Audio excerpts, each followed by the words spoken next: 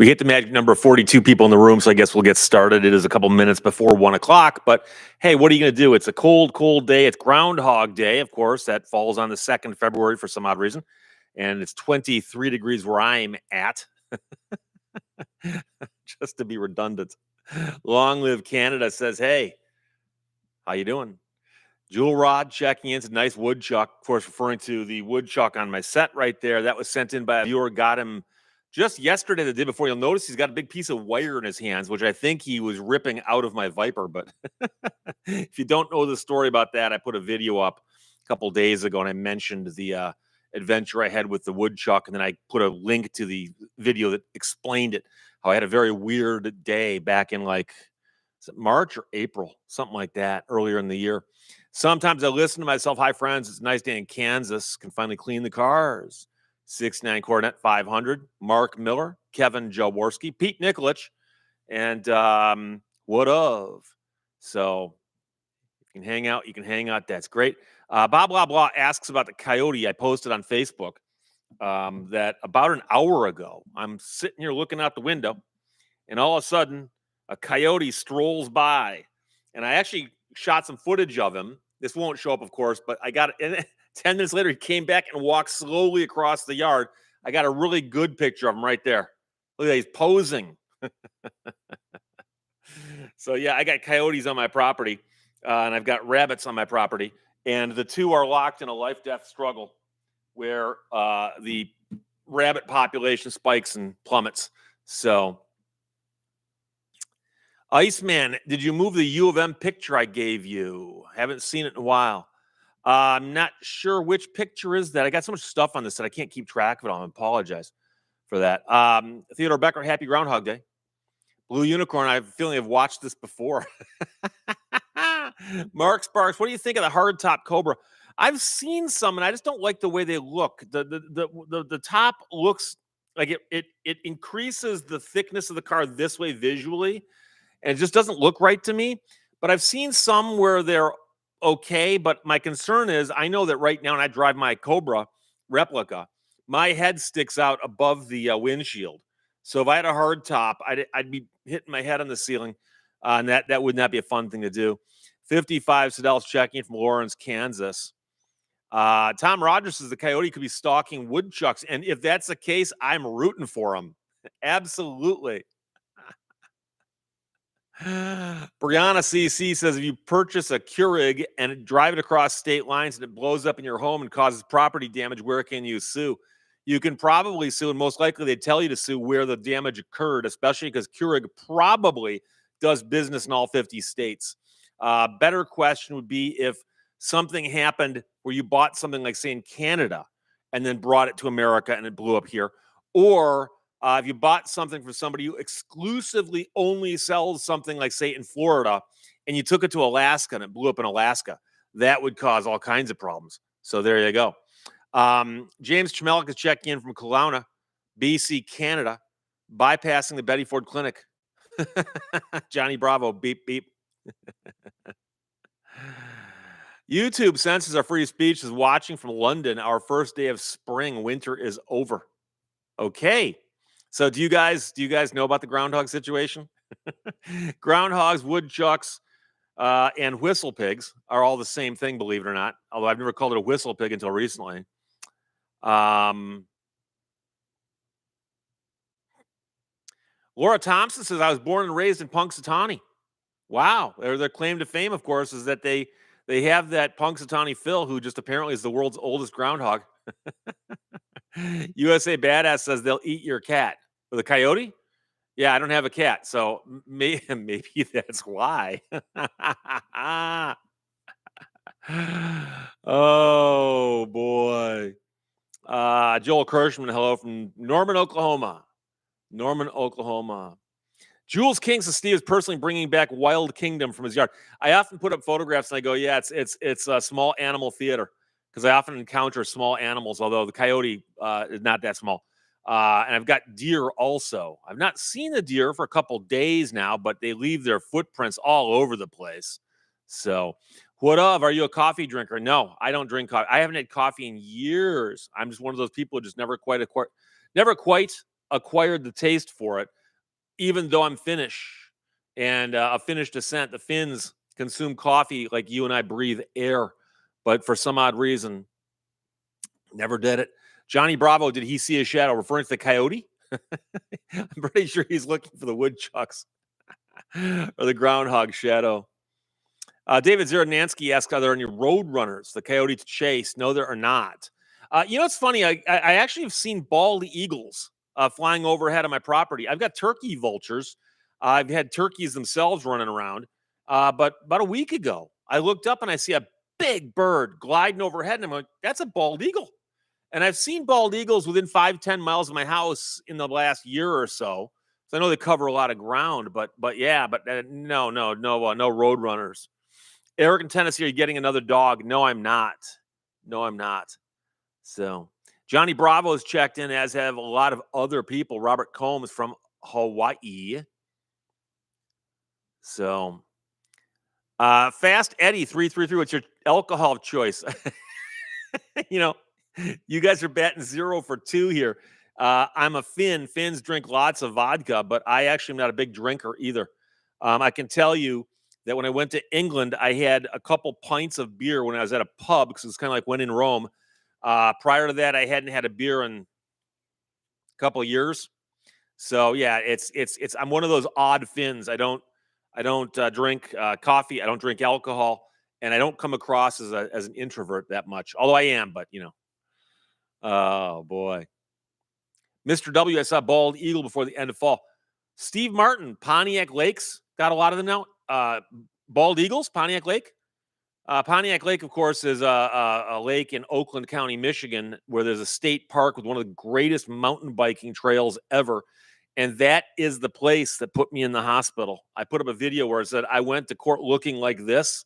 And it's a photograph of me with half my face scraped off and my arm in a cast because I broke a bone. But yeah, later on today, I'll be drinking some Gatorade. But I haven't had to hit that just yet. Michigan Veterans Museum says my Finn card could be revoked. Except the Finns, being as polite and mellow as they are, don't have the heart to revoke your Finn card. Eric in Tennessee, do you drink Vernors? Of course. All Detroiters drink Vernors. What's funny is Detroiters and people from Michigan actually consider Vernors to be a medical treatment, where if you get a stomach bug or some kind of upset stomach, you can drink Vernors, and that they'll actually say, yeah, drink Vernors. It's good for you. Please give me Vernors. And the thing is, the Vernors is carbonated, but if you flatten it, which you'll want to do that, it actually is very mellow on your system. Blah blah blah. Steve, can you tell me again why you don't believe in feeding the wildlife? My wife would like to know.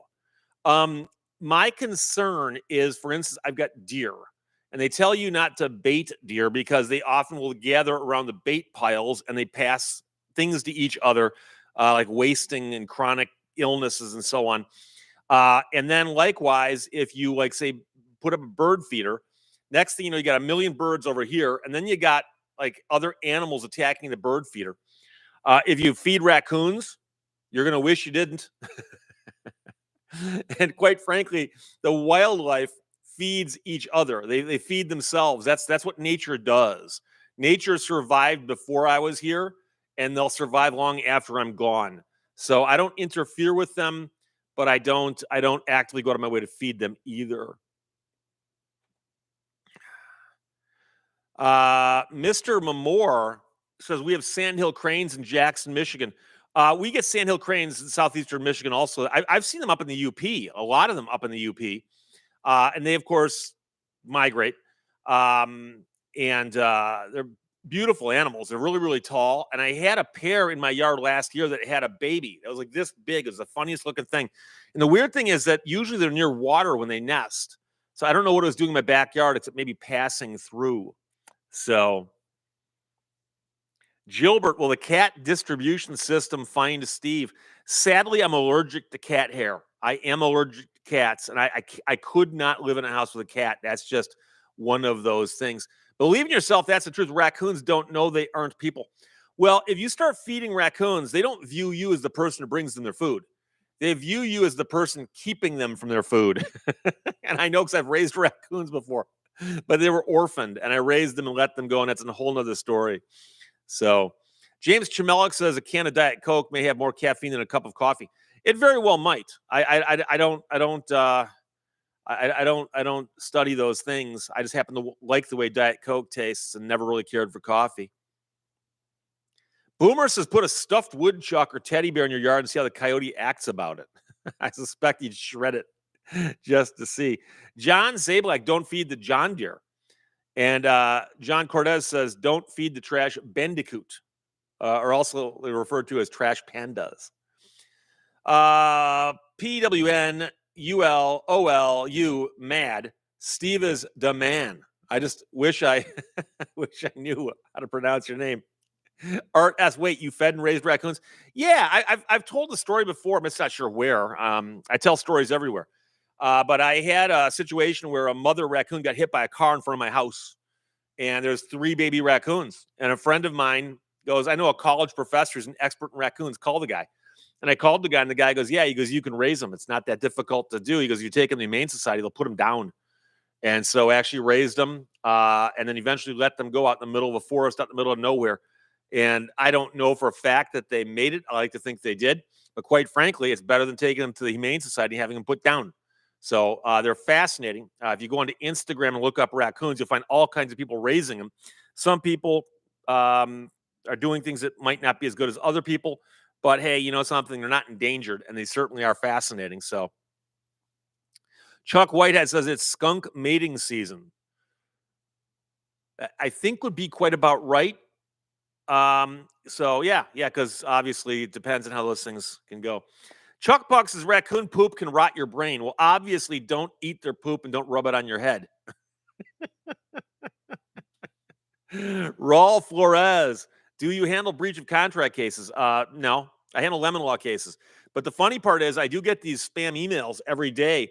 Do you handle contract cases? A client of ours in your area needs help. And if you say yes, they'll send you something. It's an elaborate scam. So I don't know if that's what you're getting at or if you're actually asking me legitimately. So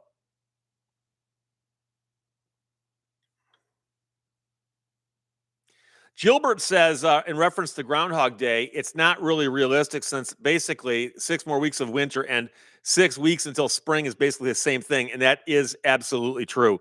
So I've actually known people who didn't understand that Groundhog Day is actually like a joke. Now, it's true that there are traditions going back to Europe to like, the 1200s where people did observe animal behavior and say, hey, this, animal saw its shadow or whatever. But the whole Groundhog Day thing being on February 2nd, which is roughly 6.5 weeks from the first day of spring, is pretty much that. So there you go. Johnny Quest, my immigrant grandfather, was convinced that other than 7-Up, soda pop was addictive. Well, yeah, because it's 7-Up was the the uncola.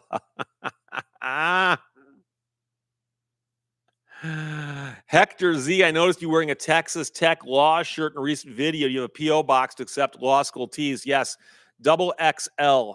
And I put up a video on my second channel on Friday talking about this because I used to put the size in every video. And I started getting people going, oh, dude, you're fat because you wear a double XL. Hey, you're obese. Hey, Mama Cass. And then I also people going, why are you begging for T-shirts? I've never asked anyone to send me a shirt. If you want to, you can. That's it. By the way, I also got a note from somebody who said, Steve, I saw somebody posted somewhere that you will wear anything anyone sends you. And I wrote them back and I said, I never said that. I said, if you send me a shirt that fits and I like it, I'll wear it. And I've said specifically, I will not wear anything obscene. I won't wear anything political. And I also won't wear anything I don't understand. I've gotten some really strange shirts I couldn't figure out. So I'm not sure about that. But again, send it. But I mean, this is not a contractual obligation that I'm setting myself up for here.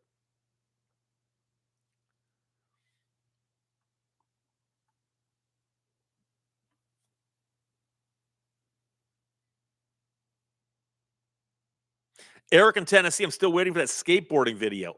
Yeah, so am I. It's snowing here. I got snow on the ground right now, and I've got ice on my driveway.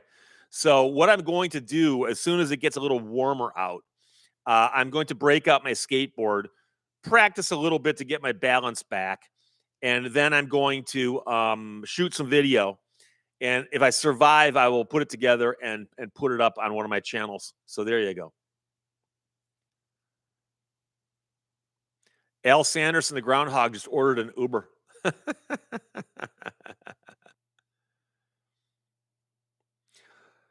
Robert in Texas, paper dealer plates are very common for criminals here. Would the plates be probable cause for a stop? I've seen articles about that there are some places where people just will print out paper plates, the tags, put them on their car because a police officer can't read it from a distance and has no idea if it's real or not. I wouldn't be surprised if a court would uphold that, but I don't know if a court's ever done that before. So that's really the question: is if a police officer pulled somebody over and a court ruled on it and went up on appeal, they would have to do so. Fast Eddie 333. Is it true that lawyers read about 3,000 pages of laws per semester in school? I have no idea where that number would have come from. I've never seen that before. I know that you often get a book about this thick for, like, say, constitutional law, contract law, or torts. And the book might be 1,000 pages thick, but the book isn't of laws. The book is case law. And in fact, 3,000 pages of case law, that still seems high also. So, but I don't know if anybody's ever done the math on that.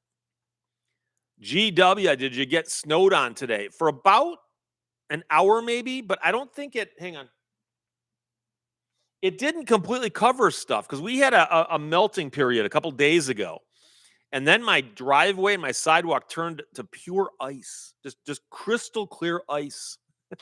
Which just gotta hope that nobody comes walking up my drive and decides to take a slip and fall and shatter their pelvis. Long live Canada. Yup, on the case law deal, Steve. Okay. Mike Lackner, when's the last time you did a sovereign citizen update? I generally don't do a lot with sovereign citizens because they don't pop up in the news as often as other interesting things. Lowell Riggs, I am Groundhog Day.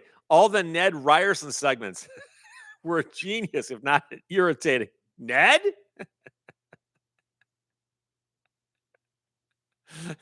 The day he just hauls off and punches the guy. Oh, I love that movie. I love that movie.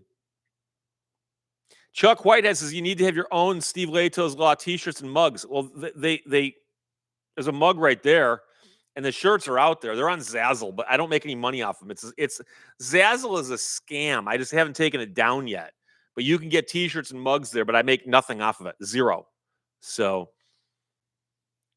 L. Hello, Steve. Do any of the big three car manufacturers operate or source parts from Canada? Asking about tariffs and if they'll be affected.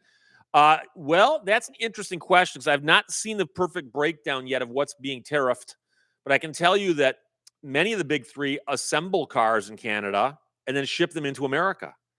And so the question is, if they assemble it over there and bring it across, will it be subject to a tariff? I don't know the answer to that.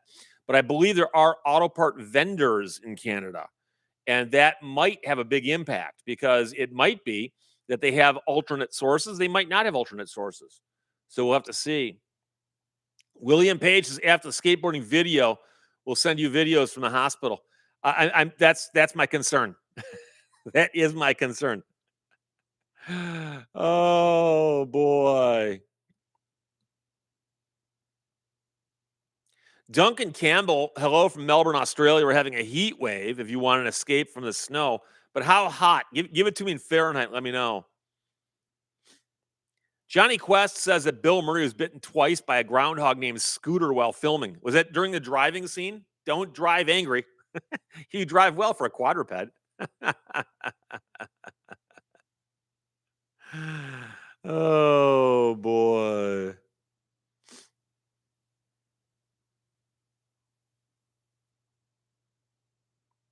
Michael Graham says, "Hey, Steve, I once had a real estate lawyer take on a criminal case, and he actually went to court." Oh, I've heard of lawyers who will do things like that. The question is, do you want to hire a real estate lawyer to defend you on a murder case?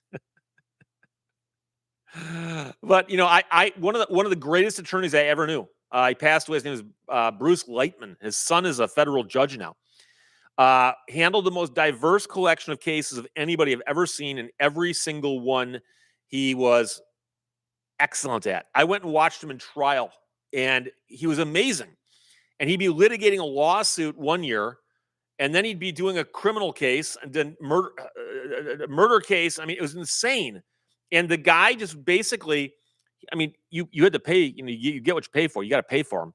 But he would make himself, he would immerse himself and make himself an expert in some bizarre field of law, and then go in and just kick, you know what, in court. And so it can be done, but you're better off usually finding someone who specializes in something, because number one, they can short circuit a lot of stuff. But number two, they often know the players. So in lemon law cases like the ones I handle, I know the attorneys from Ford, GM, and Chrysler personally. So I know when someone comes to my office and says, "Hey, will you handle this lawsuit?" I know who's going to defend it. Whereas if you come in and go, "I've been hurt in a slip and fall and I want to sue this business," I don't know the attorney. I have no idea. You never know. So Gilbert points out that entire cars come from Mexico. That too. MH08, I owned a Ford with a Windsor engine. Crew Jones sounds like Billy Mitchell. Talking about the video game player? Daniel Kester's in the house checking in from Central California. Thank you very much. Lone Dragon was watching a video of mine that went up previously, but had to pause it because it said, "Now I am live." So you you parked a video to watch me live. Thank you. I appreciate that.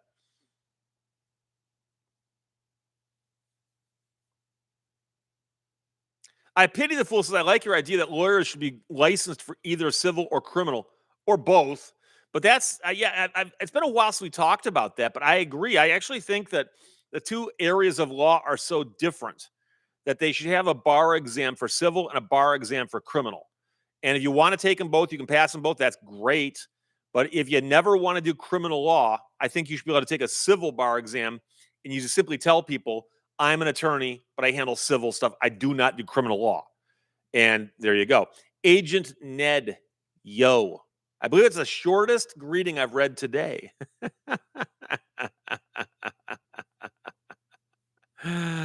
L says, "Office hours with Professor Lehto."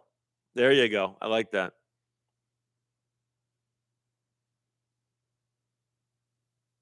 Jerry Dodge, did you see my email about my apartments who cut our internet without warning and forced us to switch internet providers?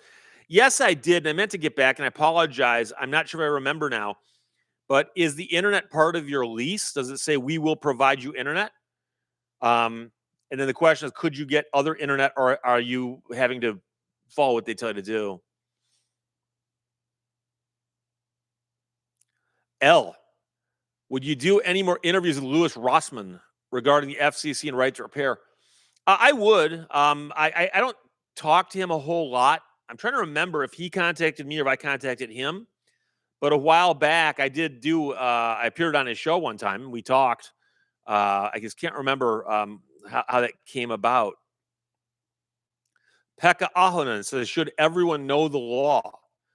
Well, you should know the laws that affect you, but it depends.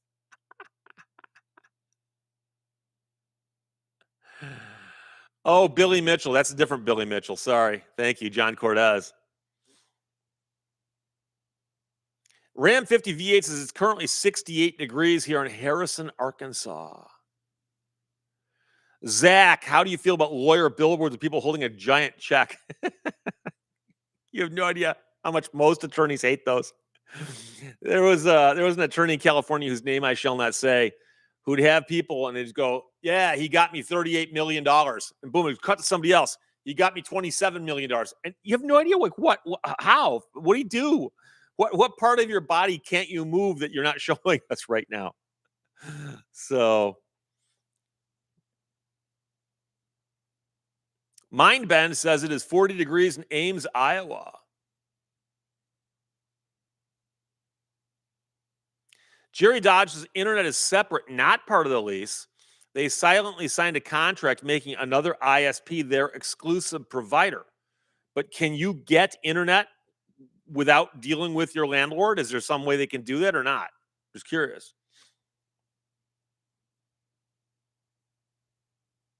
What else is if somebody bought lemons and got sick from them, will you take the case as a lemon law? Well, that is actually more of a product liability case.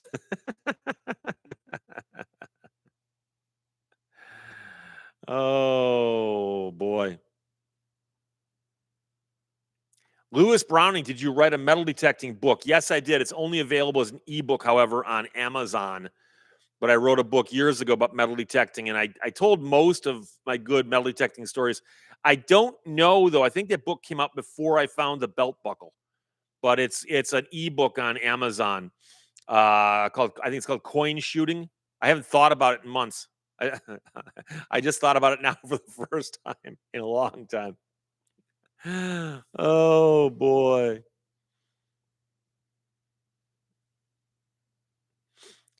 Wimpo man, you've often said you don't want to be a judge. If you considered being POTUS instead, you know, it's funny. If you said, Steve, you can snap your fingers and you're president tomorrow. I mean, obviously, who wouldn't want to do that? But if you said, hey, Steve, we got some wealthy backers who want to get you to run for something. I don't care what it is. Nowadays, I wouldn't do it. What they do to people in campaigns, you know, they'd be running attack ads. And I mean, I can't imagine what they put, but they'd make up some crazy stuff. And I don't, to me, that wouldn't be fun and it wouldn't be worth it. Even if you win at the end, it's like, no. So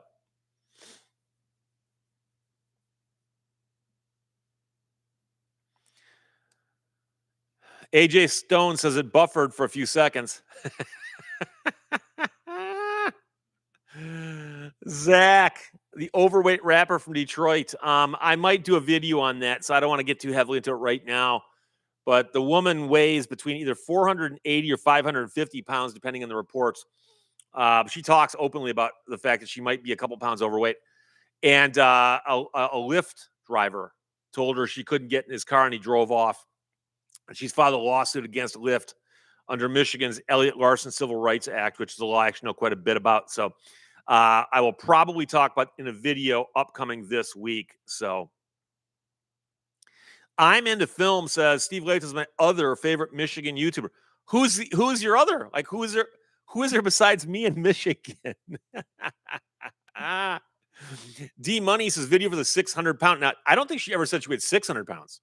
The question is whether it's 400 or 500. Oh, boy. Yeah, I pity the fool. Says I tried running for the U.S. Congress in my state and I found some weird things out, such as you can pay yourself a reasonable salary out of your raised funds.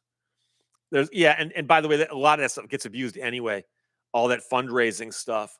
But I can tell you that I toyed with the idea. There was a time where I lived someplace that I was convinced that if I'd tried it, I could have gotten myself on the ballot in a state legislative race, and I would have been able to make a good showing of it.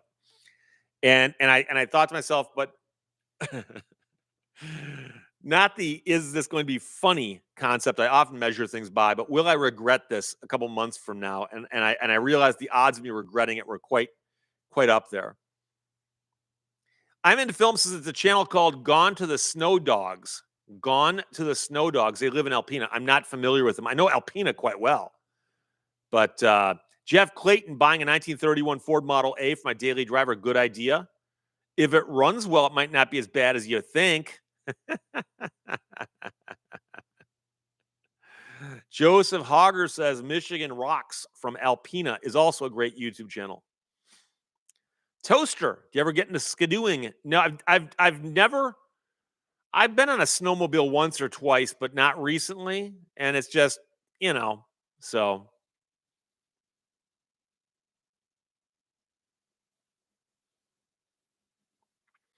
Obsolete Pencil, this video could have been a rerun of last year's live, although I don't think I did a live on February 2nd last year. Exactly. because I think it floats. Groundhog Day floats as to which day of the week it is. Oh.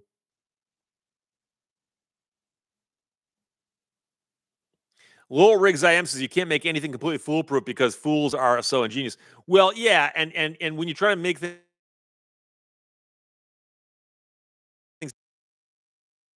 powerful idiots. So, the one thing I have not mentioned, and this will probably be tomorrow, but about a year ago, almost a year ago, I actually said I've got some copies of American Murder Houses that I was selling, and I put up a video and described it. So, look, I got these books. If you want one, blah blah blah blah blah. And the response was overwhelming to where I had to take the video down almost like within an hour, hour and a half. And I wound up selling, I think, 700, which meant that I had to sit there and send out 700 invoices. Then when the 700 invoices came back, I had to get the address an envelope, and sign a book, and then take them in batches of 100 to the post office. And I got so sick of doing it. I'm like, no, I'm done. I'm done. So I'm going to do that again probably tomorrow. So if you're interested in the book, watch my channel tomorrow. I'll put that up probably in the afternoon. We'll see what happens there. Duncan Campbell says, I like Rob Wolchek's videos. He is in Detroit, although he's also on TV. Yeah, he's one of those guys who does the camera stuff where they go out and they find bad guys, follow them around for a while, make sure they got them on camera doing their bad stuff, and then approach them and go, hey, Rob Wolchek. And when Rob Wolchek shows up, it's like the guys with 60 Minutes showing up on your front porch. If they haven't called you in advance and at 60 Minutes, you're in trouble. Same is true with Rob Wolchek. So Johnny Bravo says the trouble with snowmobiles is hidden obstacles in the snow and drunk riders. Yeah, we have fatalities every year. People snowmobiling, especially in the evening with a little bit too much to drink, and they hit trees and stuff. Hidden obstacles in the snow, of course, but there are a lot of groomed trails in Michigan. I'm in a film, so Steve needs to do a video climbing up the Sleeping Bear Dunes. I was actually out there just 2 years ago. I didn't video it, though, but I took some pictures. Jason Brindamore, hey, I made it, Steve. Live. And fans. I butchered your sentence, but you get the idea.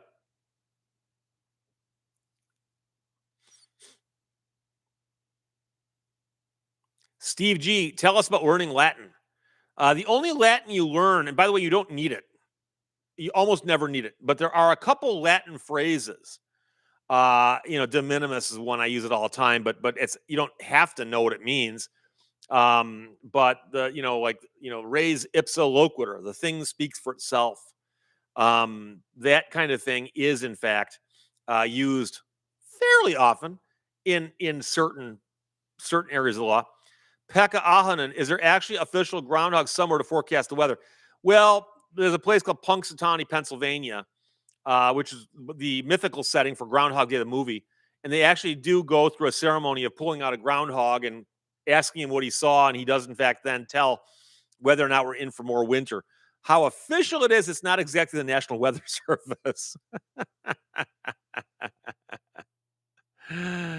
Oh, boy. James Chamelix says, if it doesn't cost too much, I might send you a copy of the Timothy Masters book to sign. Yeah, I sell those occasionally. I don't have a pile of those right now, but I could. Russell Carroll, as I see the Garmin InReach behind you, are you a hiker type? He's referring to the orange thing in that cup right there. I use it more when I'm canoeing or mountain biking, but I have gone hiking with it too. I've actually gone out and marked some trails with it that I hiked. I've done the Estevant Pines near Copper Harbor a couple of times, and I marked the trail. I wore that on me as I went, so I have a map of it. It's pretty cool. Tim 1043, is Mackinac Island worth visiting? Absolutely. It's a whole different place. There'll be a lot of t-shirt shops and fudge shops, but it's cool. It's cool. I would highly recommend it. MH08, I go by the Old Farmer's Almanac. What's amazing is the Old Farmer's Almanac actually has a reputation as being fairly accurate in the sense that they do now go to great lengths to get their weather reports as accurate as they can. Chuck Whitehead, do lawyers have to take a course on new laws? There are some states that require attorneys to do continuing legal education, or CLE. Michigan is not one of them, but lawyers should stay up on the laws. And so, like, if you read the Michigan Bar Journal, which is the magazine that the Michigan Bar sends out to all its members, and I get it every month, you flip through there and they will have articles in there about changes in the law. Not all laws change all the time, but there are some laws that seem to change just enough to screw things up for everybody else, including Michigan's got no-fault insurance on automobiles. And the law on that changes dramatically, both by court rulings and the legislature messing with it. That's one of the reasons I don't deal that field of law, but I know people who do. So,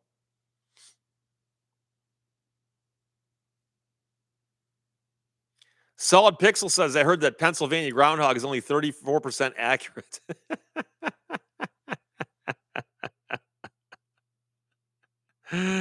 Gilbert says Mackinac Island's like going back somewhere in time. Yeah, and of course, she's referring to the fact that Somewhere in Time, the movie with Christopher Reeves, was shot partially on Mackinac Island, and you can actually go find the tree where one of them asks the other one, "Is it you?" And the tree is very, very distinctive tree along the shore, and there's actually a little signpost because this is the "Is it you" tree. But portions are also shot in the Grand Hotel, which is this beautiful, huge, old school hotel on the island. It's so big you can see it from the mainland. You can see it from space. So it's pretty big. I pity the fool, says I once chaperoned a field trip with a local TV weatherman. There's some bad weather, and he pulled up his $30 iPhone weather app, which he said that's what he uses for the weather. Clifford Veet, is there a bar subscription fee every year? Bar dues, yes. Cost several $100s a year to remain a member of the bar. And one of the things that makes that fee so high is they charge all of us and make us all put money into a fund to when somebody gets ripped off by a lawyer and the lawyer is not collectible, they can appeal to that fund and get paid out of that fund. So I know some people who've had bad instances with lawyers, and the lawyer didn't have any money, and they filed a claim with that fund and they got paid. So there you go. G Keyman 565's on the road but listening. Okay, my friend, be careful. It's not snowing right now, but it could be if you're roughly in the same area you normally are. Lone Dragon, who's your favorite fictional lawyer? Perry Mason, Saul Goodman, Lionel Hutz. Oh, I I love Lionel Hutz from The Simpsons. Saul Goodman did not do it for me. I watched some Better Call Saul, and it didn't really do it for me. Perry Mason was good, but old school, and it's very dated, and it's difficult to watch nowadays as a lawyer. But Perry Mason is to the law what, like, say, Sherlock Holmes was to mysteries. I mean, there's no question, just the prototypical TV lawyer, Perry Mason. But some of the objections they made back then were, immaterial, irrelevant, and inconceivable, or whatever. And it's like, no, that's not what you'd say. Oh boy, is it you, YEW? Oh, I missed who said that, and I apologize, but it jumped on me again. Johnny Bravo, my favorite is Denny Crane. I never watched that show. I know people who swore by it. It's one of those things that never got onto my radar. Bill Craps, ever listen to Neil Schatz's A Look at the Law? No, I've listened to Handel on the Law. I've heard him, although I'm not too crazy about him, but he's doing what he does for a reason. So, Lone Dragon, what about Matlock? Never watched Matlock. Oh, MHOA just saw the original Perry Mason pilot. Really? I remember watching Perry Mason in reruns as a child. Had no idea I was going to become a lawyer. But Bill McMahon's hello from I-75 in Georgia on our way to Atlanta. Very cool. James Chamelik asked about the Canadian robot lady. I believe that's what you're getting at there. She'll not be in today. She sent me a note with an apology, said she's under the weather. She said she'll hopefully get back next week. I told her to take it easy, and she said, don't worry, I will.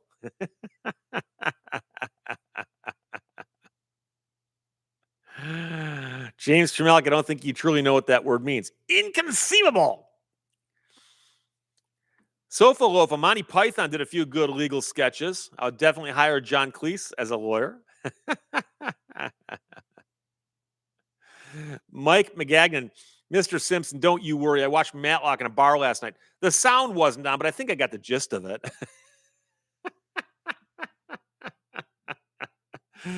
William Harrell, what about the Lincoln Lawyer? I saw the one. Wasn't there a movie called The Lincoln Lawyer? And I just didn't, just didn't do it for me. But again, I'm not saying it's bad. It just didn't light my fire.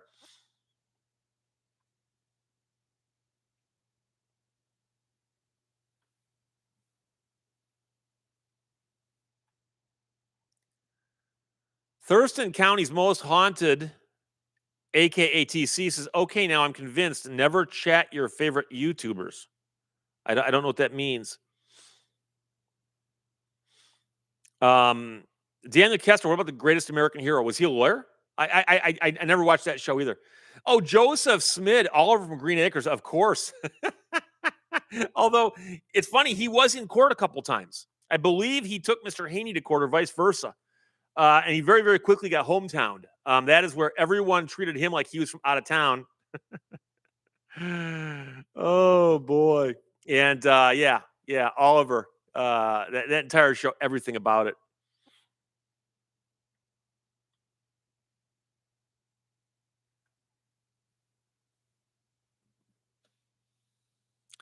Johnny Quest, all my legal knowledge comes from night court reruns. The only worst place it could come from besides that would be from the People's Court. Although I do recall Judge Wapner occasionally explaining the law, occasionally. But I mean, I've watched them now where it's just clearly people filed weird lawsuits to try to get themselves onto TV. Art S. Steve, the first U.S. PT boats were made in Michigan. I did not know that. Where were they built and by whom? I know the landing craft were built down south, but that's another story altogether. Scott Jones, good afternoon, Mr. Lehto. Thank you. You don't have to call me Mr. Lehto, though.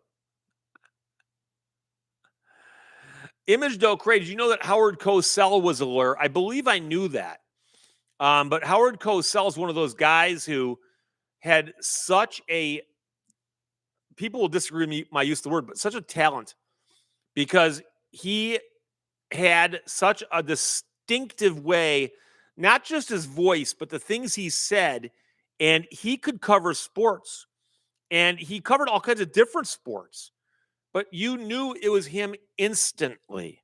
And I always liked Howard Cosell. But that's old school. That's going way, way back. John Zablak says Atticus Finch was a loser. Are you going off the one case we know about? Atticus Finch is routinely ranked among the greatest American movie heroes of all time. And I believe he was listed as being the number one choice for a movie dad. Who would you pick from a movie as being the greatest father in a movie? And Atticus Finch is like up there at all times. Idris Taylor says this: John Cleese was a barrister in A Fish Called Wanda. That's true. Oh boy. Kalakaku Coat says, what about Judge Judy? Was she the one who really knew how to put the hammer down? Yeah, at that point, I kind of stopped watching those shows. I mean, I never spent a lot of time watching them in the first place. I remember when Wapner first came on, and you know, he invented the genre. Next, I mean, there were probably like 25 or 30 different shows that were just ripoffs of that, including a guy from Detroit who was doing it somehow. So,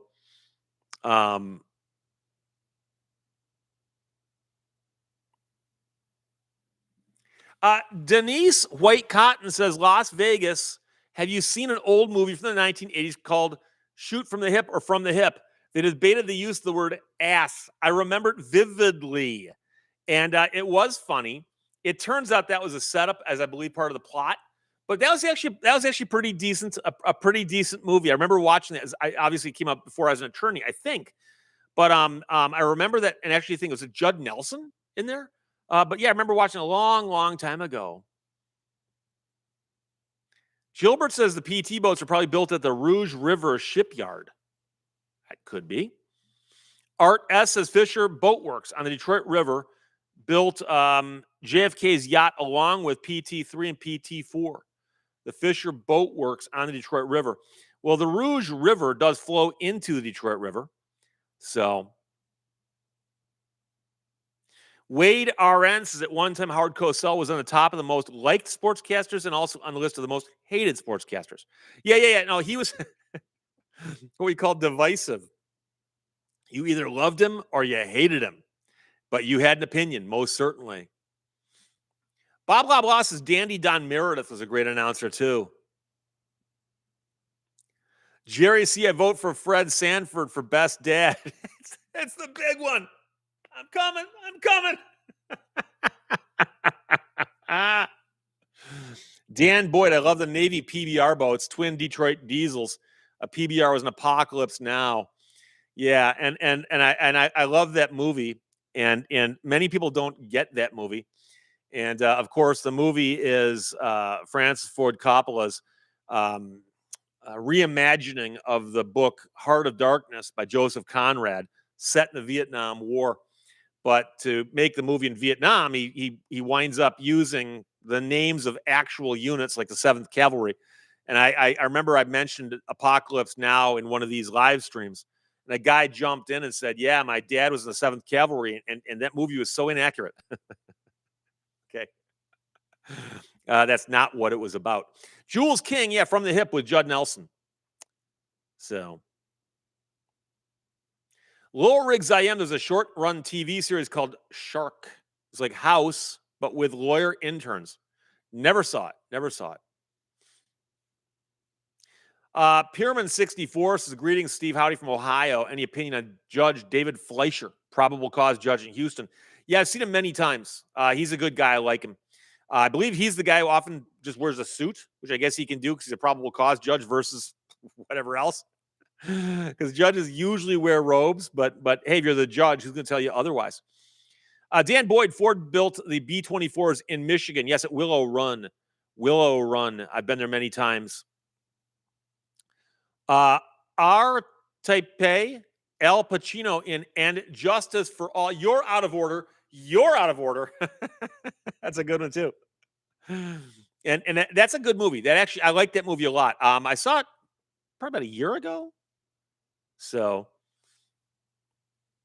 Bernadine Sackinger says that Harper Lee's Go Set a Watchman, Fitch's character wasn't great. You have to understand, Go Set a Watchman was not actually a book that she planned on releasing. They put it out after she passed away, I believe. And it appears to have been some kind of early thing, but I think somebody was trying to cash in on her estate. So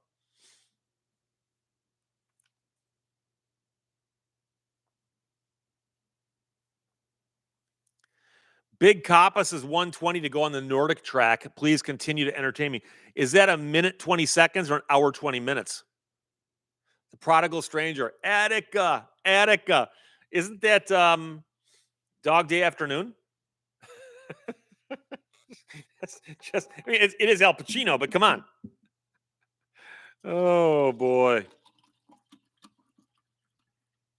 Oh, I think I spilled. That's the problem when you're. Yeah, and but those who ask, it is Gatorade. Yep, I spilled some. Hang on. Now my desk can be all sticky. So you can't handle the truth. A Few Good Men. I have such mixed feelings about that film. It's fun to watch. I've watched it many times. It's fun to watch. But there's a whole bunch of stuff in there that's not terribly believable. But it's still fun to watch. So there you go. Blah, blah, about the accuracy of the movie 12 Angry Men. I remember reading that play when I was in like elementary school or junior high. But it's been so long since I watched the movie. NZXT123. Have you been to Finland? I have not. But I hope to someday. Big Kappa, hour and 20. That's a long time on a Nordic track, my friend. I used to have a Nordic track years ago. Guitar Talk Universe from Louisville, Kentucky. Do you play guitar? No. But one of my favorite bands, My Morning Jacket, is from Louisville. I do not play guitar. I've got two brothers who do, and I've got very good friends who do as well. So Gilbert says keyboards are waterproof. Yeah, but you don't want them to get sticky. Because directly in front of this, of course, I do have a keyboard. So it's a wireless keyboard, but a keyboard nonetheless. Wimpleman, did you order the code red? Can you show me where the code red is in this manual? Can you show me where the chow hall is? Cleanup Studio 2. Ember Miss 69. Oh, boy. NZXT123, we hope you come to the Nordics sometime for vacation. Are you over there? Are you in Finland? Where are you? Where are you? Dan Boyd, how about the bass or drums? No, I'm not a musician. I've zero musical talent. Zero, none. Joseph Hogger, a lawyer friend tells me Paul Newman as Frank Galvin in The Verdict is a top-notch depiction of many lawyers. And I would agree with that. And here's the thing. The movie's got a couple moments in it that are strange. And I've seen the movie several times. And I think it's a great movie. I think Paul Newman's performance is magnificent, as are the performances of other people in that movie. And Paul Newman plays this kind of down and out attorney who has a case that is kind of neglected. And the fact that he's down and out basically means that it all comes down to this one case as to whether he's going to get by or not. And you see the struggle because of what a screw up the guy's become with his life. But there's a couple of things in the movie that are such egregious violations of ethics. So, for instance, somebody makes him an offer to settle the case, and he turns it down without talking to his client. Now, later in the movie, the client goes, "We understand you turned down an offer to settle our case without talking to us." And he goes, "And we heard it from the other side." Well, that would also be an ethical violation. So I can see the guy screwing up and not telling his clients about the settlement offer, but then to suggest that the other side called up the client and said, "Just to let you know, we made your attorney an offer." If they can call the client directly, why'd they make the offer to the attorney? There's just a bunch of mistakes there. So I mean, but again, nothing's perfect. So NZXT says Sweden and sometimes Finland. There you go. Michigan Veterans Museum. Ever been to a Farrell's ice cream parlor? Yeah, back in the day, there's one in Southfield. It's been a long time since they've been around. I saw the Prophet episode where Marcus Lemonis got involved with the guys who currently own Farrell's and are trying to revive it. It's an old style ice cream parlor that operated year round, and they had this real fun atmosphere. Gilbert would know all about them because we had several of them in Michigan here. But yeah, it's been a while since I've been in one, but I know all about them, of course.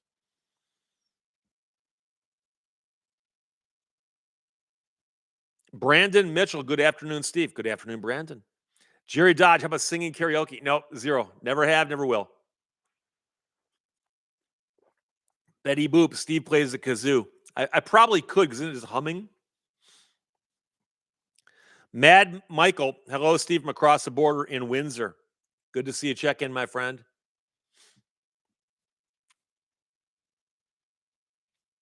Kel Marie, hi, Steve.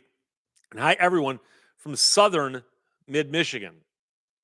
Is it Lansing or is that further south?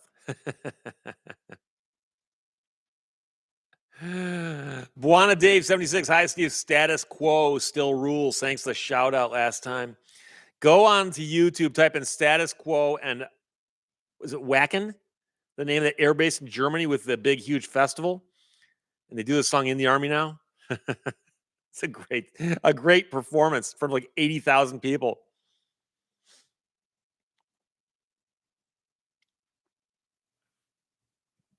Jerry Dodge, what's your opinion on the Kalamazoo, Portage, Michigan area? I like it. I ran a half marathon there a couple of years back. But it's been a little while since I was there, a couple of years. But I've hung out there from time to time. I've known people there. Steve Martin, can you sing? No. Mexican spec, will this live be repeated? No, but it'll be watched many times. So Jeff Clayton, is Detroit coming back as a city? I think it is. I think it is, especially if you go on that stretch of Woodward Avenue from the river up past, like, say, the Wayne State area. Very, very nice. Cal Marie, 40 miles, 40 minutes south of Lansing. Okay. Blue Unicorn is here. I got a fever, and the only remedy is more cowbell. Of course.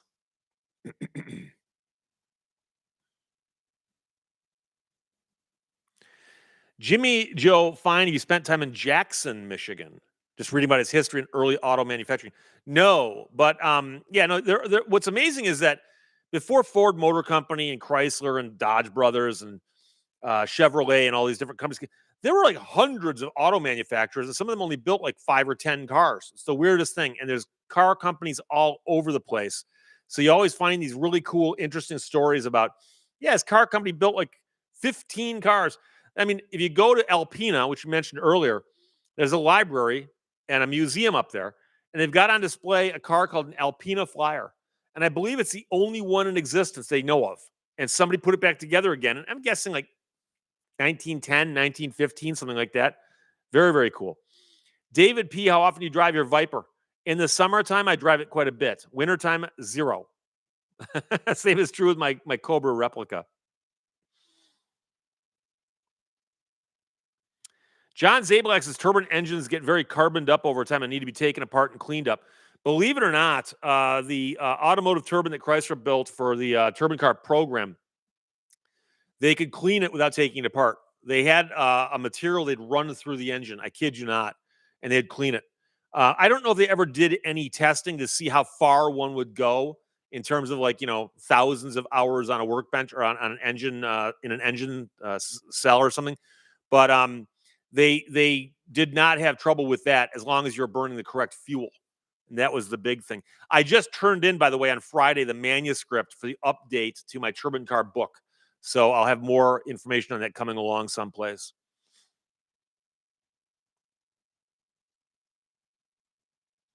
Art S., have you ever seen any of the Dodge Brothers racing boats? Not that I'm aware of, no.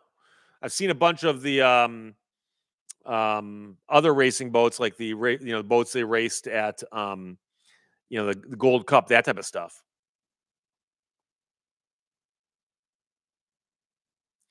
Crew Jones, Dodge Viper 3 different times. S Sunny 707, Viper has no ABS. No, it does not.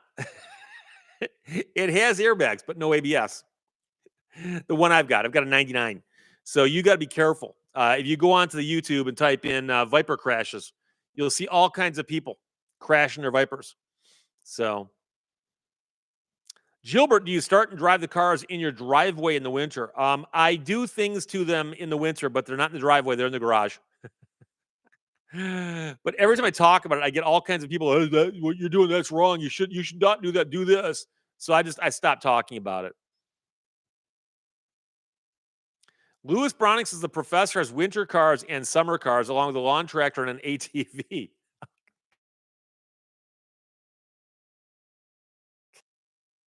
Mike, now see, Mike, that just locked up. I don't know if you heard anything I just said. I did just buy another car. Have I mentioned that yet? I'm waiting to see if JP joins the chat. But I bought a car yesterday, which I don't have possession of yet. I'll get possession of shortly. But I bought myself an old Jeep, and I'll do a video when I get it. I'll cover it when I get it. NZXT123 says Volvo did prototype turbine cars in the 90s, hybrid electric. And a couple companies did that. That'd be a great way to do it because that would solve the problems. Baloney Justice, does the 99 Viper have roll-up windows? Well, mine's a hardtop, so yes. The very first iteration of the Viper had no windows and it had no outside door handles. It wasn't a terribly practical car as designed.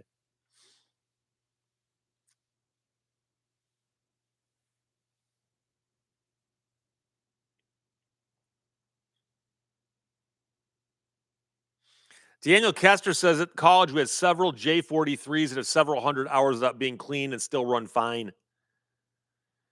Terrell Cockrum, a CJ5 or CJ7. It's a Wrangler from the 90s. Gilbert's, it's time to build a bigger garage. No, I have room. I've got room. It's a Jeep. You can jam those things anywhere.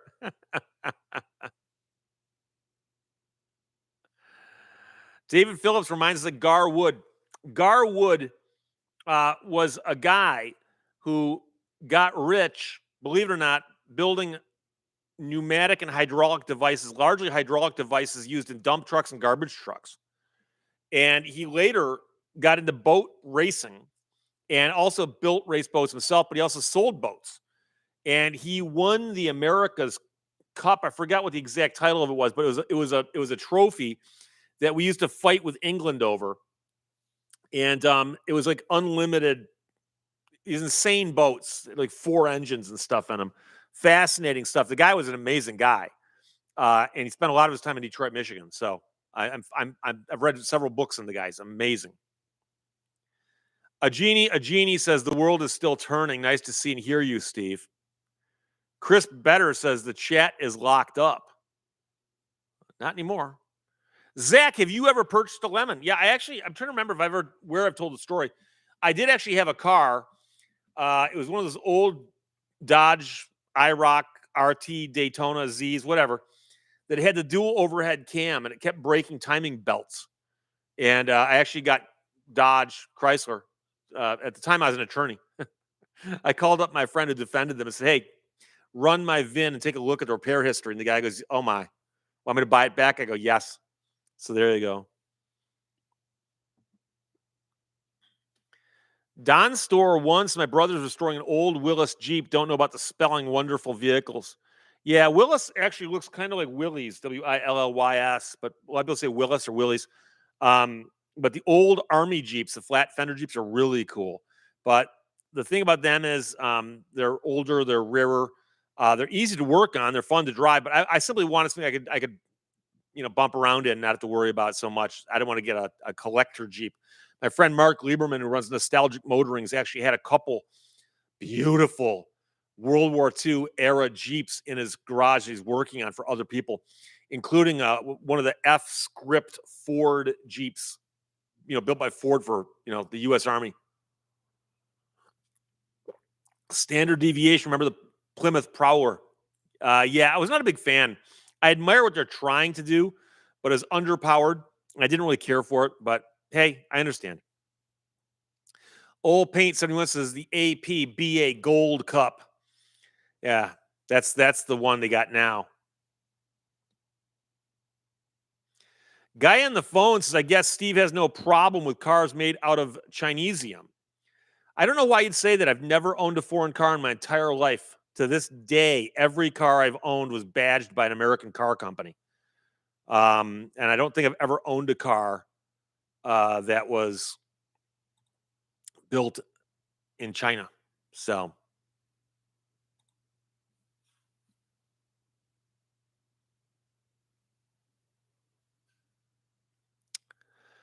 Tim Ferguson, is it a YG? I sure hope it don't ever rusted frame.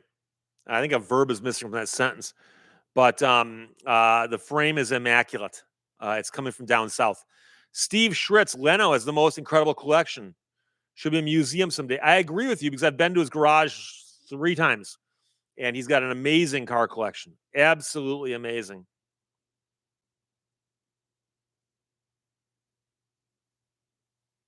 A genie says the windshield wipers of a 60s military will fit your deuce and a half. I don't have the deuce and a half anymore. That was one weakness in that vehicle is the windshield wipers were supposed to be powered by this weird pneumatic thing. They didn't quite work very well. You did basically do by hand. Basically, you just didn't drive it in the rains what you did. Mexican Spec says the Chevrolet Nova was also badged by an American car company, but was a Toyota. Yeah, I know, but I've never bought a rebadged Toyota either. I grew up in Detroit, and when I was growing up, I didn't know people who bought foreign cars. Nobody did.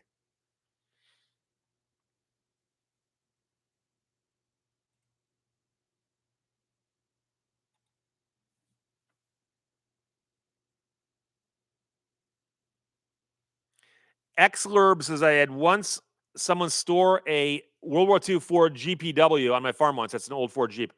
Painted bright purple with a modern powertrain. Oh, my God. Body was perfect. Made me cry.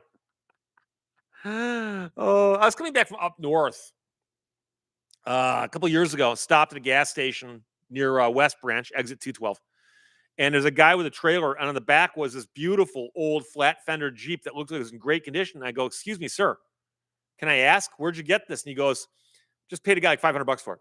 Just it was in his barn. So they're out there. It's crazy. Blah blah blah. I thought your dream car was a Daihatsu Laganza. No, my my dream car, of course, is a Daewoo Lanos.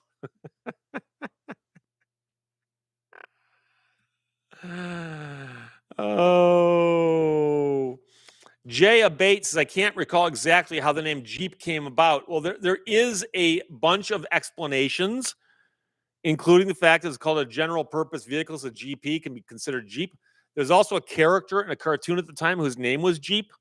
And it's debated to this day. So no matter what somebody says, disagree with them. NZXT123 was the Deuce and a Half multi-fuel. Yes, it was. I ran mine, though, on diesel. That's the most common thing you can get around here. So, Gilbert, my dad, who worked at GM, made me buy a Datsun 280Z before tariffs kicked in. You bought the Datsun 280Z because you liked the way it looked. Those were considered by many people to be hot little sports cars, the 280s. I remember those. A friend of mine had one. One of my friends we ripped on for buying a foreign car. Steve, how many vehicles have you owned? Okay, let me think now. You got to start with the 69 Dodge Charger. Then I had that car. Then I had that car. Hang on. Then I had 1, 2, 3. Then I had Then I had the M35. Then I had 1, 2, 3, 4, 5. And then I had, 17 maybe? 17 or 18 now. It's pushing 20. Pushing 20.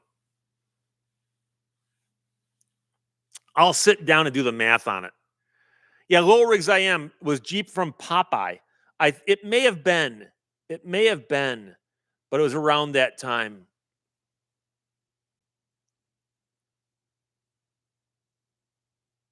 Gilbert says the car was only $5,000.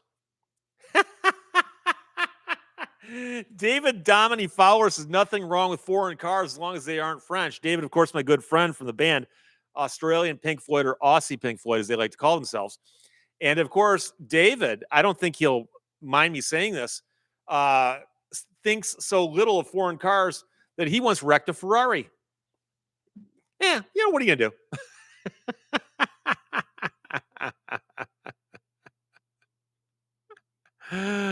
Oh, boy. It's not me 07's checking in from Plano, Texas. Zach, do you ever have people put ducks on your Jeep? Well, I haven't got my Jeep yet, but I hope they don't, because I would find that annoying. I used to have a Jeep Wrangler about 94 or 95, maybe. Forgot the exact year. Had it for a couple of years. But back then, that duck thing wasn't happening. But I had a lot of people. The Jeep wave is a thing. When people in Jeeps pass each other, they wave. It's the Jeep wave.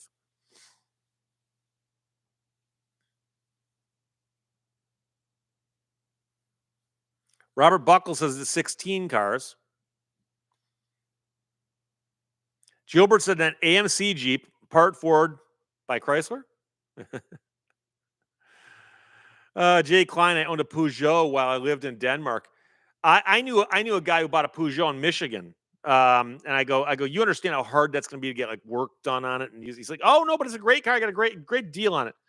And the last I saw of it was parked at a gas station so far from where he lived. And I said, did I see your Peugeot over here? And he goes, yeah, I can't find anybody to work on it.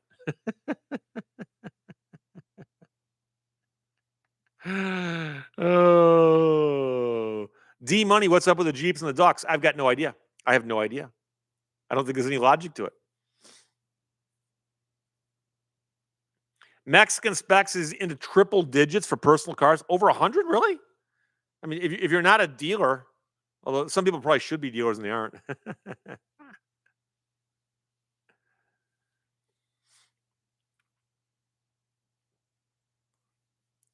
Dave Beto says Garwood won the 1920 Harmsworth Trophy. That's the trophy I'm thinking of.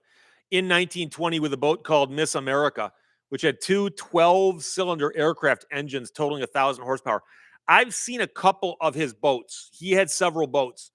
And this is back when men were men, as they say, because the boat had a guy who worked the throttle and another guy who did the steering because you needed two hands for each. And there was a time when he was racing one of his boats, preparing it for a race that was coming up in like a week. He was out on Lake St. Clair, zipping across the water at whatever top speed was, and the boat disintegrated. And they're not really sure what happened because it's poof. And him and the mechanic, who the engineer, or whatever they call the guy who did the throttle guy, were bobbing in the water, going, "Did you see what happened? No, what did you? I was hoping you saw what happened." And they actually lifted the engines off the bottom of the lake, rebuilt them, rebuilt the boat, and went out and defended the cup. So good times, good times.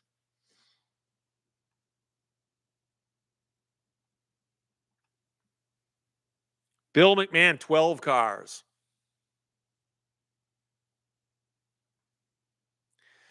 Ian Gotti, have you seen Moneyball? Yes, I have. I've seen it a couple times. I like the movie. It's basically about how some people studying baseball statistics had come to the conclusion that old school baseball guys were measuring the wrong statistics. So, a guy can have a great batting average, but some guy who gets walked a lot gets on base, right? I mean, and so they redid how they looked at that stuff, and people thought they were crazy, and of course they did quite well following that logic. There's still some people fight about it, and here's the question: your team is down in the 9th inning. You're down by 1 run, and you get a man on first base. Well, old school logic is you bunt to advance the man to second base. The question then becomes, which is better, having a man on first base with no outs or a man on second base with 1 out? And for some odd reason, people just assume, well, man on second base, he's in scoring position. Yeah, but you've got an out now. So, I mean, a lot of this stuff is not as straightforward. And like I said, a lot of these guys were just going off, well, that's what we've always done. That's what you've always done. So, Bob Blah Blah says you have to power down when the boat is airborne or you'll blow the motor up. The throttle man's job is very important. Oh, I'm sure it is. I'm not sure how often those boats left the water, but I know you're saying it's basically the prop getting out of the water. But by the way, think about that. Think about how fast the prop is turning on one of those hydroplanes. Standard deviation. Ever watched a sprint boat race? You mean about the guys who it's like drag racing? Oh yeah, I've seen those. In fact, I've seen that in Michigan. I'm trying to remember what lake it was at, but there was a lake near. I worked at a radio station years ago. And they advertised these upcoming races, and they said, "Hey, if anybody on your staff wants to see them, we'll get you some free tickets." And they gave me tickets. I remember watching. It was fascinating. But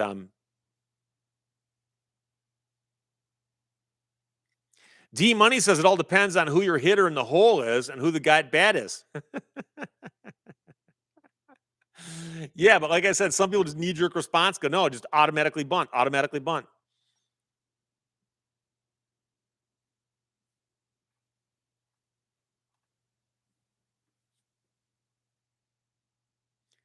David Phillips says, 552 watching. I think at 500 is about right for the number of people who normally show up on Sundays. Gilbert, Sylvan Lake had those races too. They also do races from time to time out of Pontiac Lake, which is not that far from Sylvan Lake, relatively speaking. Toaster, What do you think of the movie Simple Plan? I never watched it. I never saw it. Never saw it. Sorry. Southern Torn, ever seen the movie Down Periscope? No. No, I have not.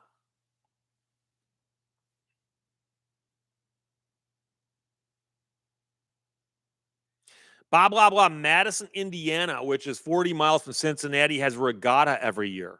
The big name boats are always there. Racing boats, like power boats, or three-masted tall ships. Oh boy. I am McNathan. Drag boat racing was also held on Belleville Lake in the 70s. I did not know that. But that's got to be, well, then again, those hydroplanes when they crash, they often go airborne and flip and stuff. But man, that's got to be some dangerous stuff too.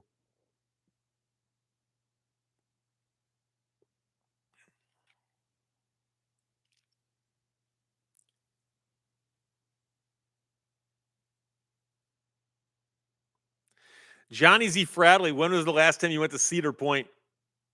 I've got friends who go every single year, and I go, Steve, let's go to Cedar Point. I went to Cedar Point last time in 1987. I'm just not into roller coasters and things. I'm just not. Just not. Blah, blah, blah says those boats were the Miss Budweiser class, multi-class boats, hydroplanes, unlimiteds, and all that kind of stuff. Very cool. Very cool. DePaul 31. Good afternoon, Steve, and all from Staten Island. Thank you.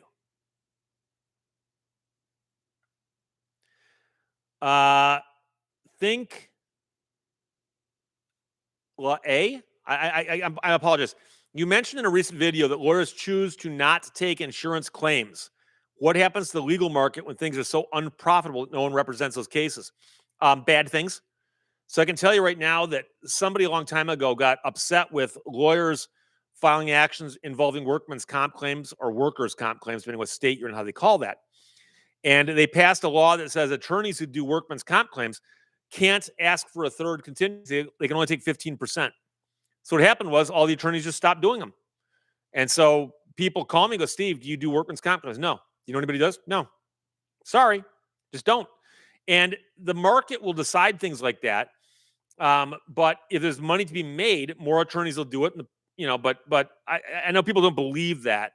But if you called my office right now and said, hey, Steve, my car got stolen. I think it's worth $15,000. And I want to sue the insurance company because they won't pay. They say I've faked the theft or something. I'd go, well, got to file the lawsuit. And how are you going to pay me? Because if they take us to trial, which they might do, it's going to probably cost you more than $15,000 in attorney fees, and you can't recover those. And wait, what? And guess why you can't recover them? You used to be able to, but some very powerful entities lobbied to get that taken care of, and so now you can't. So I used to handle them on principle. I used to actually feel sorry for people and take those cases, and it got to the point where I couldn't take them anymore. But I've filed some craziest cases involving the weirdest facts where insurance companies denied claims, and it's like, I'm sorry, but that does happen. So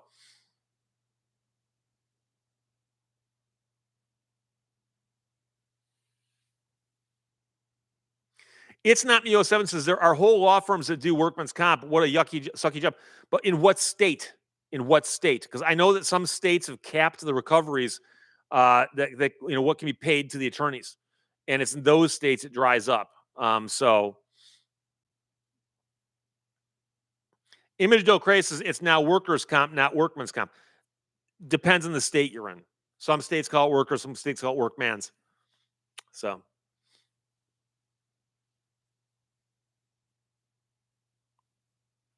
TV.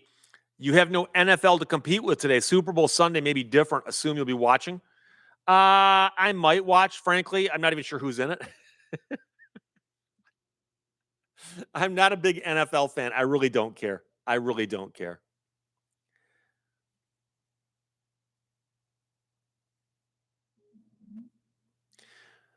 Mick Daily Review says Robert Barnes has started Free America Law Center, which is a fundraising organization, so he can take on the pro bono work that he'd like to as it relates to various constitutional rights. Very cool. I mean, that's like, that's what the Institute for Justice does. They just, they raise money and they handle cases, and they take cases to the U.S. Supreme Court. I mentioned one last week that they're taking to the U.S. Supreme Court. They got another one accepted for review, and just getting there normally costs hundreds of thousands of dollars. I did the story about the guy out of Alaska who fought the federal government on whether or not he was allowed to hunt from his hovercraft in a national park. And the entire case hinged entirely on the language of a couple different statutes that kind of overlapped. And he made it to the U.S. Supreme Court. And then he had more trials again when they came back down. And I read someplace how much it cost him. And it was like $400,000 or something by the time he was done. And a friend of mine who lives in Alaska told me that he actually went to one of the guy's fundraisers and he was raising money to pay his legal fees. Now, sometimes if you got a case that goes through that far, you'll get somebody who will volunteer to help you, but it's difficult. It's difficult.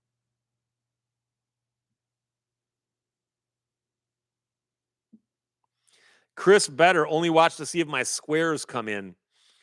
And with all the legal gambling there is out there now, I'm sure there's a ton of activity on the various apps and whatnot.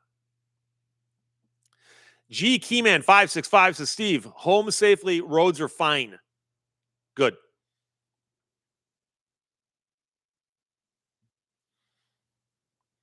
The Prodigal Stranger reminds us that sometimes they say you can't say Super Bowl. You got to call it the big game, which is silly. You can say it as long as you're using it for context. Going to watch the Super Bowl.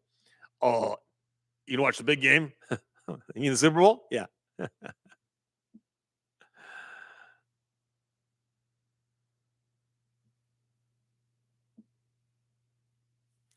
Image Docre, has anyone ever made it to the Supreme Court pro se?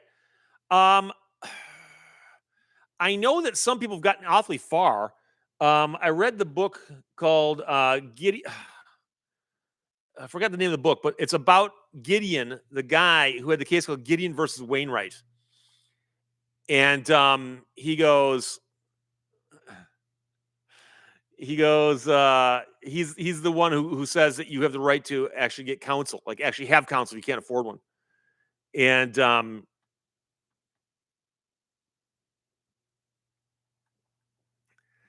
boy, 6 different conversations going on right now. And I believe he filed his first appeals on his own. But again, it's been so long since I read it. Kellikakakoten, have you ever cooked a meal on your running engine? No. Have you ever known anybody who does it or seen recipes? I've heard of it, but I've never quite known if that's a real thing or how likely it is. Because, I mean, how do you calculate whether or not you had it at like 350 degrees for 18 minutes, that kind of thing? NZ, Kiwi, NZ, checking in from NZ. I enjoy your Sunday live. So many topics. Thank you. Thank you. Oh, boy. Mexican Specs, the big game could be two high schools playing in a small town. It could be. It's like the Woodward Dream Cruise in Michigan every year. For a while, they went around threatening to sue anybody who used the phrase Dream Cruise out loud. And all the radio stations were down at the big event on Woodward Avenue, or we're at the cruise. And what's funny is I later bumped into a guy who no longer worked for them. And I said, remember when you guys used to threaten people? He goes, yeah, that was not enforceable. Oh, boy.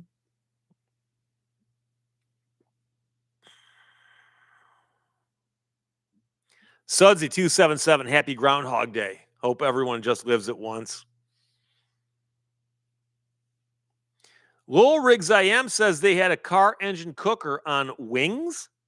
You mean the sitcom Wings called the Barbecue? Oh, boy. But Baloney Justice says you can just stick a meat thermometer into the meal and see if the internal temperature is high enough. Yeah, but the question is getting the temperature and holding it there. And you're driving someplace. Do you get out every 15 minutes to check it? Like, what do you do? It just sounds like a lot of work for a novelty thing. So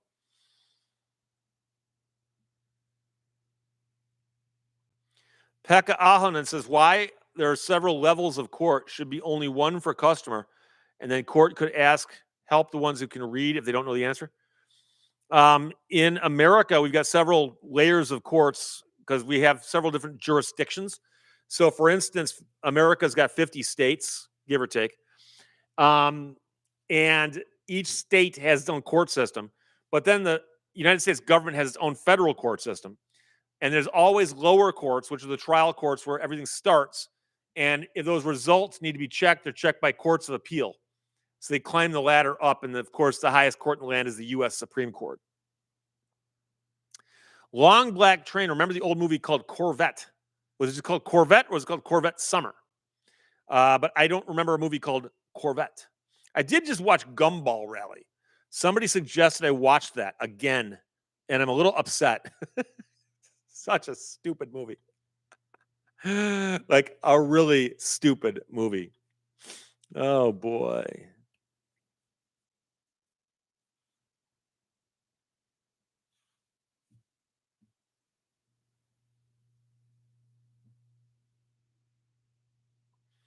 Bernadine Sackage says Gideon's Trumpet was the name of the book. That rings a bell. That rings a bell. Standard Deviations Gumball Rally was wonderfully stupid. I agree with the second half of that two-word phrase. It was just dumb. But I mean, they were trying to cash in on that whole. There's a whole series of these car chase type movies that came out back then. Dirty Mary Crazy Larry was better. Yeah, Corvette Summer with Mark Hamill. I think he was in some other stuff later. Matthias F. Lou, greetings from Berlin, Germany. Thank you. I appreciate that, my friend. Long Black Train now says it, in fact, was Corvette Summer. Little Rigs I Am, Cannonball Run was stupid, but my father and I loved it. But have you watched it as an adult? It's just, I don't know. It's tough. TV. Convoy, another example. Silly movies from the 70s. What is silly movies from the 70s for $200? Convoy. What is Convoy?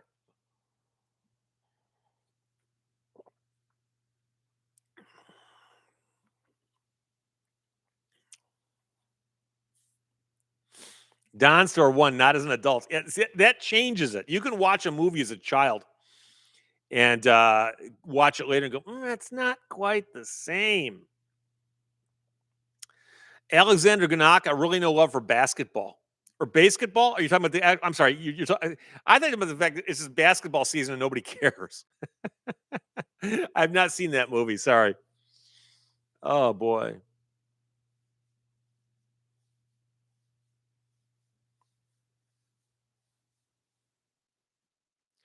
Kalakaku says Con was more of a CB movie. Yeah, it was a movie cashing in on the CB craze. That was about 10 minutes. Johnny Carson come out and crack like 5 CB jokes in a row. Oh, Rubber Ducky, you got your ears on? Rocks 1989.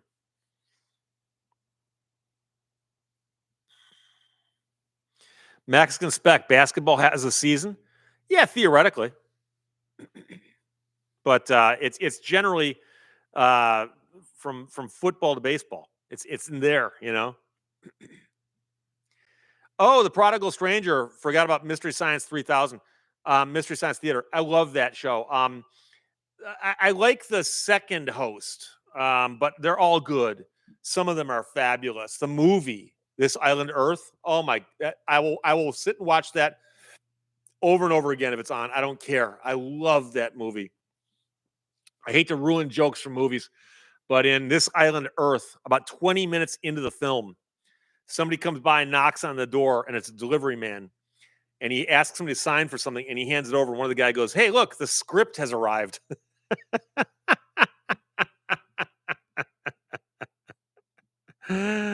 Oh. Bob Lablas says, I can't believe once upon a time I thought the TV show The Monkees was a good show. Oh no, the TV show The Monkees can be extremely idiotic, but it had the music. It had good music on it. So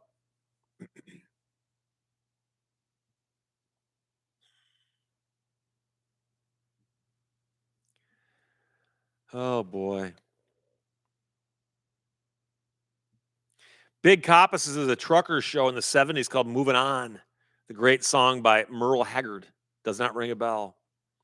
Fred Blowers goes, why hasn't everyone hit the thumbs up button? It does appear to be a mismatch between those two numbers, but hey, I don't really care.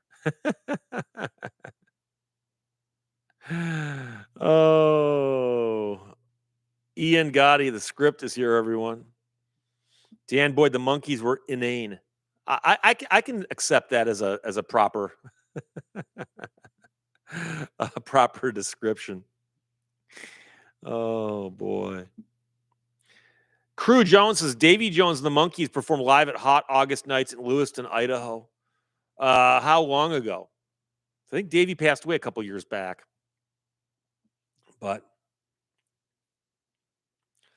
James Chamelix says there's 6 different conversations going on, but are any of them going on in your head? Yeah, those are the ones going on in different languages that really bother me. I don't mind if they start yelling and screaming as long as it's in English.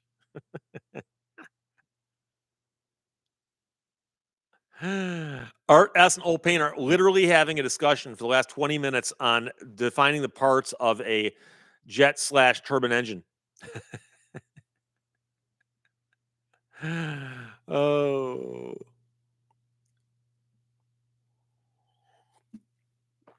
Gilbert says David Phillips. That's the name of a bar in the UP of Michigan. What is? Hoot and Holler? I did not know that. The old hoot and holler is something often referred to a telephone as, even though a telephone is not a hoot and holler.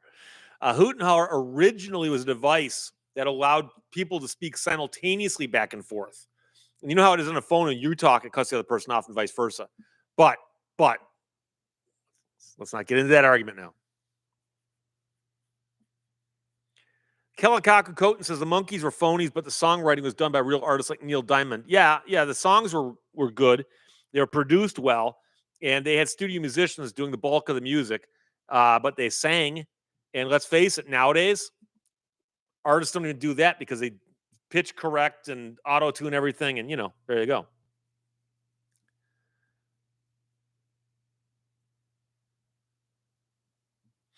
Where is the Hoot and Holler, Gilbert?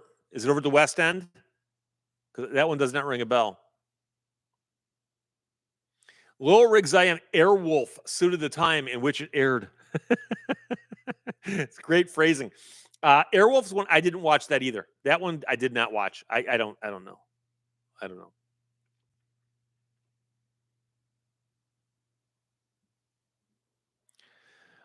Massa Quisteo, how do you prefer people to let you know about a story? You send it to steve@lehtoslaw.com, which I've put up a few times before. I do not acknowledge all emails simply because I can't. I get too many. I get the dumbest emails too. I get so much spam. It's ridiculous. If spam was like an object, I'd be wading through it knee deep. But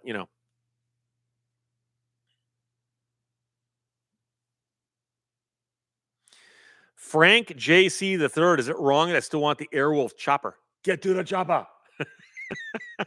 I just wanted to say that. If it was a cool helicopter, sure, why not? Bernadine Sackinger disagrees. She says Airwolf was awful. Whenever my husband watched it, I had to go do something else.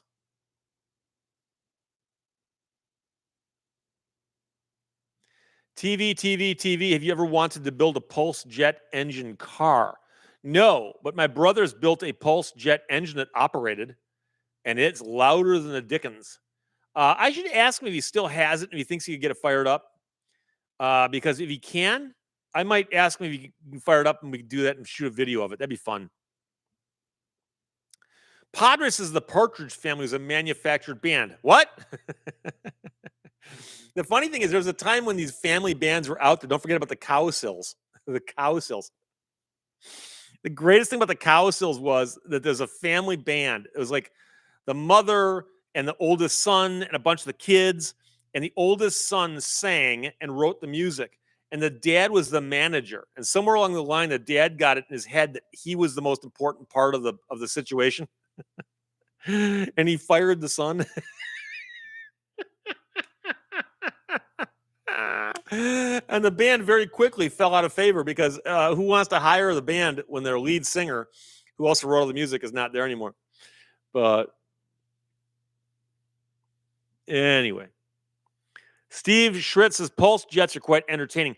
My brother, who's very good at these kinds of things, built a pulse jet engine. I don't know where he got the designs for it, and basically he's got the thing where it's there's a set of reed valves, and you feed the fuel in, and it ignites, and then it blasts out the back, and that blast sucks in more air, and you just and what happens is it cycles so quickly that it sounds like an air horn, just, and it gets so loud. I swear to God, you can hear it in another state.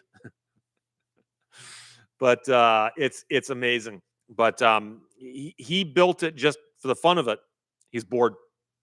And in my family, we do a lot of stuff when we get bored or we think something would be funny. Oh, Johnny Bravo, Gary Lewis and the Playboys, this diamond ring, and everybody loves a clown. And what's weird is before Google and the internet, weird rumors would go around.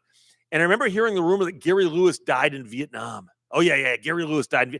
And I remember I had a high school teacher tell me that. I don't know why we were talking about oldies at that time. And he's, oh, yeah, Gary Lewis died in Vietnam. I'm like, I don't think so. Greg Lehto says, I believe the pulse jet and the turbine are both not around anymore. I'll have to check on that, Greg, because I keep meaning to ask my brother about this. And I keep forgetting. The question is, did either of them dismantle under their own power? Because I would guess that my brother who built it would hang on to it. But we'll see. We'll see. I didn't catch that Greg was a Greg Lehto, and I'm like, how would somebody know that? Oh, that's right.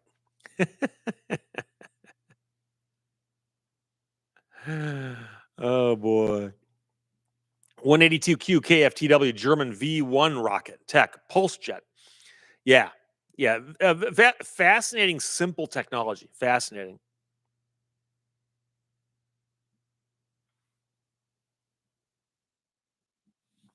John Zabelek says Jerry Lewis.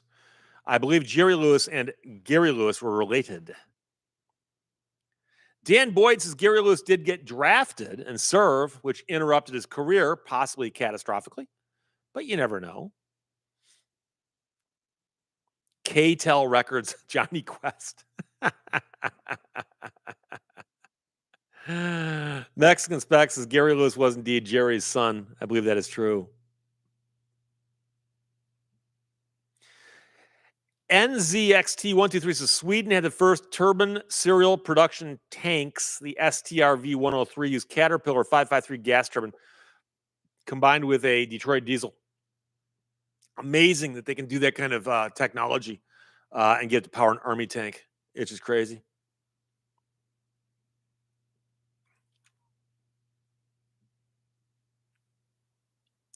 Steve Schritz says they originally wanted to put the pulse jet engines on airplanes. Believe it or not, they actually did mock up one or two that they flew with a cockpit and wings and so on. Hannah Reich flew one, and a couple other test pilots did also as an experimental thing, but they never took it much farther than that. Don Store says you could cook on a pulse jet engine for sure. Okay, you can cook right behind one too. Long Black Train says, I believe the German V2 rocket. No. The German V2 was an actual liquid fueled rocket that Werner von Braun designed. The V1 rocket was the pulse jet that was called the Buzz Bomb. And the Buzz Bomb was the V1.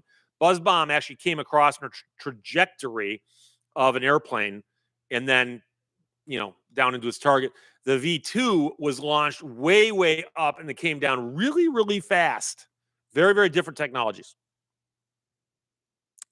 Dan Boyd says Gary Lewis and the Playboys were awesome in my book. I agree. I agree.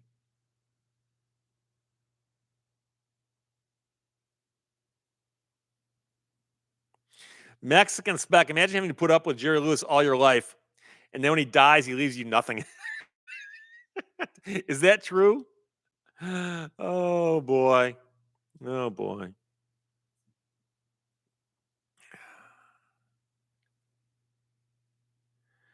And NZXT123 says the V1 was the first cruise missile.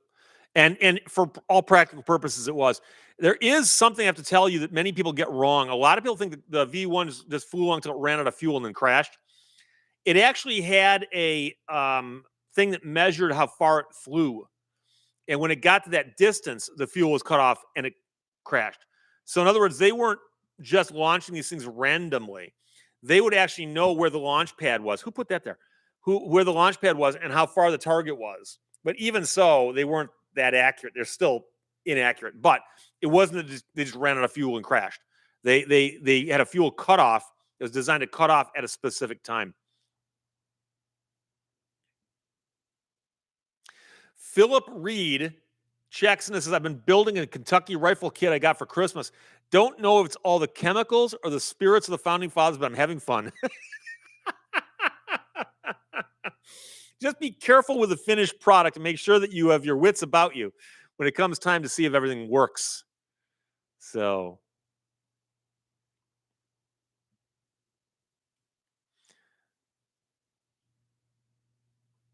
the prodigal stranger quotes Werner von Braun saying, once the rockets are up, who cares if they come down? That's not my department. Werner von Braun actually makes an appearance in my Turban Car book because I have a photograph of him and George Huebner standing together looking at something. And I put the photograph in my book because it's the only time I saw George Huebner not wearing a jacket, because von Braun wasn't wearing a jacket either. But they were discussing, I'm sure, some technical aspects of mechanical things. So, yeah, Kalakaku Coton says, what is it, a blunderbuss? The rifle with a barrel comes out and goes whoop at the end, Storm Raven, who put that there. It's not every episode I bump the mic. Okay. Well, I'd say about once every 2 weeks over there, and maybe once every other episode here. So, Dave Beto says that was a quote from a Tom Lehrer song. Okay, I can see somebody making that criticism of Werner von Braun. I've actually read a ton of stuff. I read a history of the V2, which had a lot about Werner von Braun in it. And at the end of the war, the Russians and the Americans in particular were scrambling to get their hands on the technical experts behind some of the things that the Germans had. And von Braun and his brother, I believe, had grabbed as much stuff as they could carry paper-wise out of Peenemünde and were hiding up in the hills. And the Americans came by. And von Braun had broken his arm. You'll see pictures of him with his arm in a sling. And he sent his brother down with a note that just said, Werner von Braun would like to join you. And they sent somebody up and boom, and got him out of there as quickly as they could, because they knew that it'd be important to see whoever got a hold of him. Steve Schritz says von Braun is a fascinating character. Yes, indeed he is. 182Q KFTW says von Braun probably helped with pulse jet technology. He might have, but I seem to recall there's a company behind that. And but I don't know. I don't know.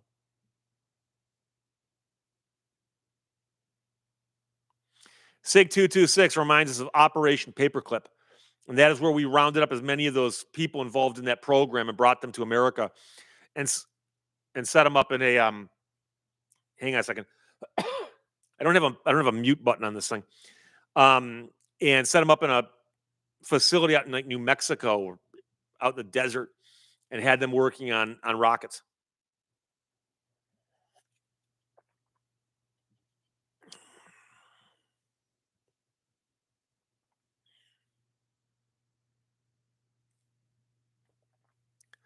Ed G. Hey, Steve, wanted to stop by and say hello while I'm sitting at a store parking lot while my wife and daughter shop.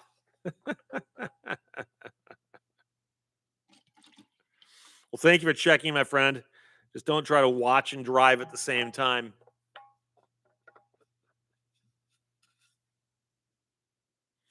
Terrell Cochran says Von Braun was also a director of NASA. Yeah, and that was the whole point, that he was widely regarded as an American hero. And then afterwards, people were saying, but you know, he did have a bit of a history back when he was in Germany. Don Store One says that's a good sounding mic. Yes, it is. Electro Voice RE20. Love these microphones. Very, very well respected broadcast microphone. Just another thought gone. Says Steve, whiskey in a plastic cup is wrong. Yeah, it's got to be whiskey in a jar, right?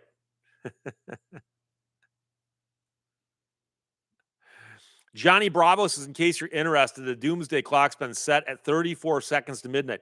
Where was it before? 35 or 33?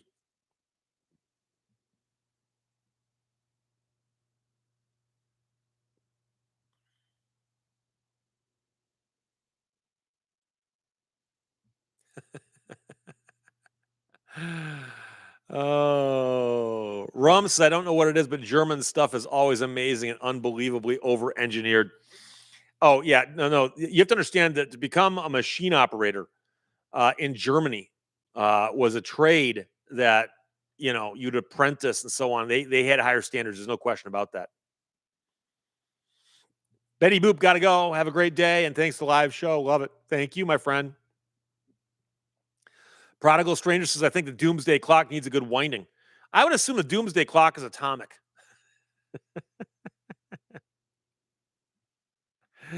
D Wood, I think the V1 was built by the same company that built the Stork airplane, the Fiesler company. I'm sorry, Fiesler company. And I believe you're correct. I recognize Fiesler as the name. Retired Butcher Boy is checking in from cold, wet, and windy Northern California. Really? Wow.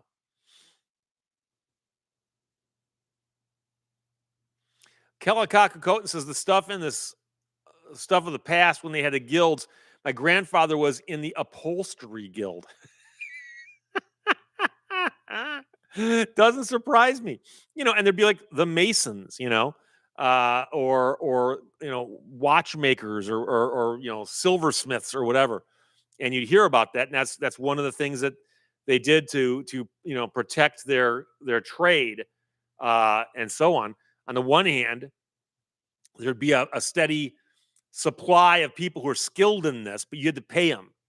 And so, you know, nowadays we got licensing and things. Back then it was the guilds. So Chris Better, 27 in Northern Michigan. Please tell me where in Northern Michigan. Oh boy.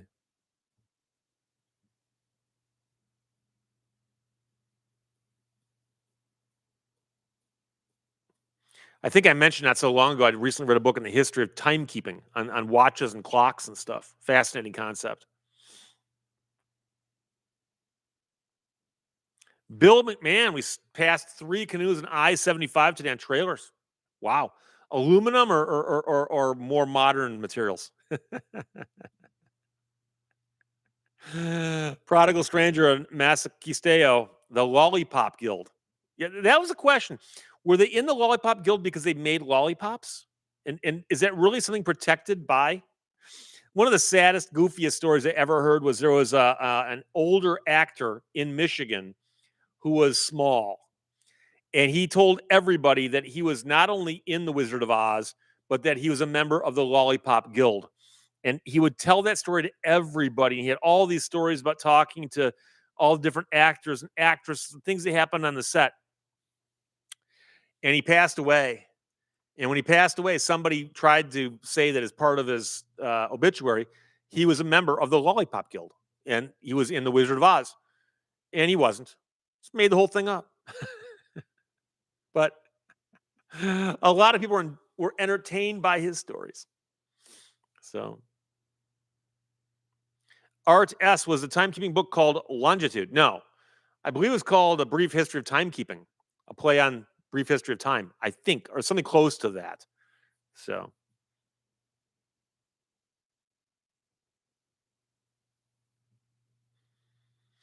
Blue Unicorn is here. The Lollipop Guild Local 236. They go on strike. We're all in trouble. Bill McMahon appeared to be fiberglass canoes. Hey, Sig 226 says you got to watch out for the stolen Lollipop Guild valor. It was one of those things. I remember in the story I read that exposed it.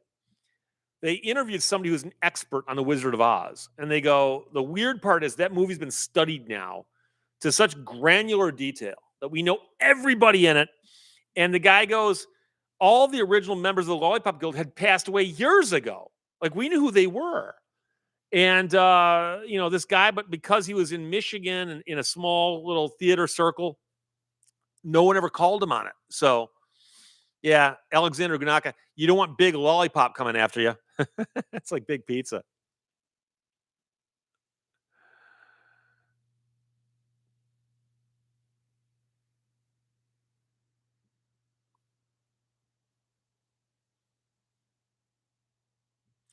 Mexican Spec. Nobody ever Googled the guy.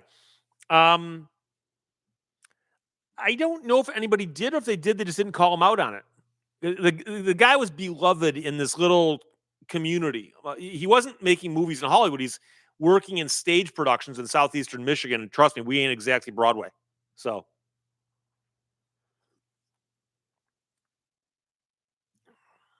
check out Longitude. I will. Pekka Ahonen says the clock was invented for Navy to navigate warships. Well, yes and no. The best portable clocks were developed for the use on ships at sea. But yeah, some of those are warships, but some of them are just trade ships. And if you're at sea trying to calculate where you were in the 1500s, it could get very, very difficult, especially on a cloudy day. But using a clock and other charts, if you had an accurate clock. And so in England, for instance, they put up a prize and said the first person to make an accurate portable clock will win this prize. And it was that contest which drove a lot of the development. Because prior to that, there were clocks that were relatively accurate, but they were in essence like big, like think of a grandfather clock with the big pulleys and pendulum and all that stuff. That's fine and dandy in a non-moving house. But put that on a ship and have the ship rocking back and forth, and suddenly time goes out the window. So, Bob Lablas says 25 or 6 to 4. Does anyone really know what time it is? I always thought the lyrics to that song were among the worst out there, considering how dramatic the music is. And then you listen to the words and you're like, shouldn't you have gotten something a little heavier here, a little meatier?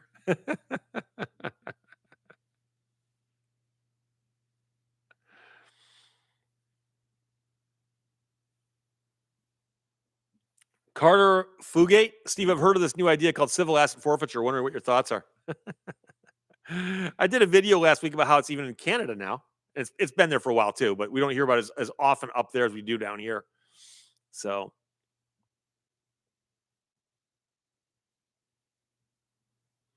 show a poet. Does anybody really care? MH08, what time is it on the moon? What time zone is the moon in?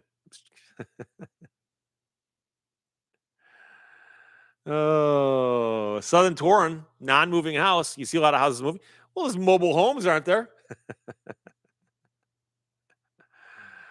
Oh, Mexican Spec. What time frame did the guy claim to be? No, he claimed he was in the movie The Wizard of Oz. He claimed that as a young person, he'd been in the movie, and now that he's older, and it almost checked out, but I think he was too young. But when he died, they looked into that and said, oh, no.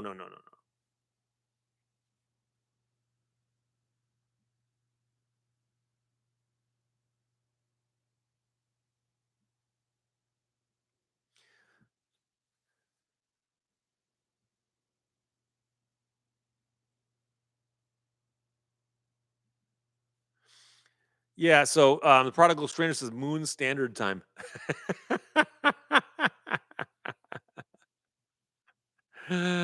Oh boy. Don Store 1. Oh boy. I, I just said didn't look down. I saw you wrote that there.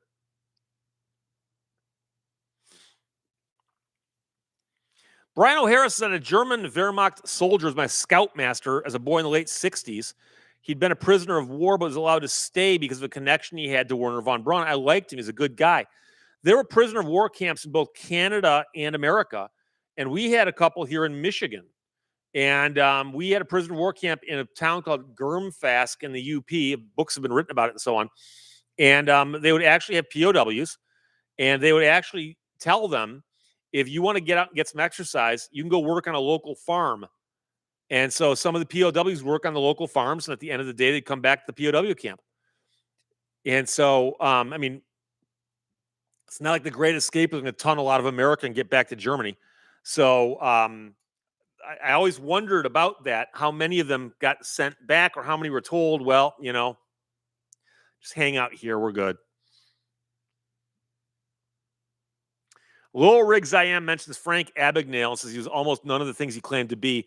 He was a con artist, and his biggest con was claiming that he'd done the things that they made the movie out of. He didn't do almost any of those things. He did spend time in jail a bunch of times.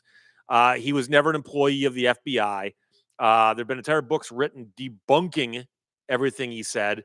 And it's sad because every time I mention how hard it is to become a lawyer, people go, catch me if you can, guy. He did it. Didn't even go to law school. No, he didn't. Can't believe everything you see on the silver screen.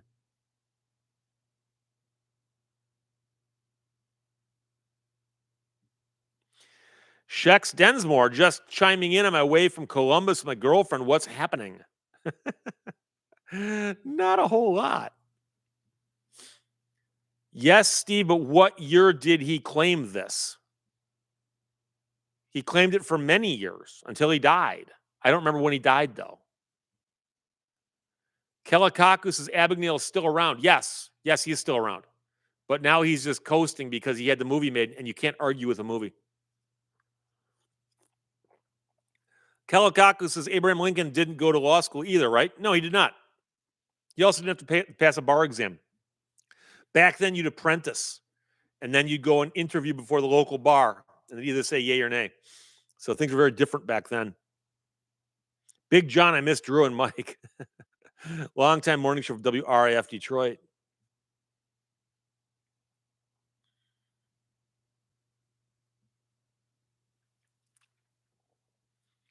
D. Woods is a POW camp where MBS Airport is today, referring to Midland Bay City, Saginaw, Tri-City Airport. Funny thing is that lots of the farmers around spoke German. There's actually a very large German presence in that area, especially, Frankenmuth, right? So.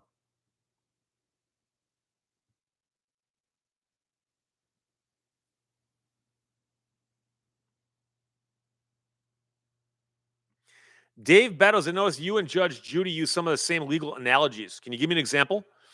Most of the obvious ones I use are simply obvious ones that everyone uses in the law.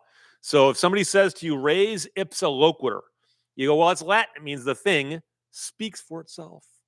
By the way, Luke Hanley is checking in from Australia. I appreciate that. Thank you. The thing speaks for itself is a concept in the law that you don't need to have much of an explanation for to understand them. The best example of that is always given. Somebody's walking along by the side of a building, tall building, and they wake up in the hospital.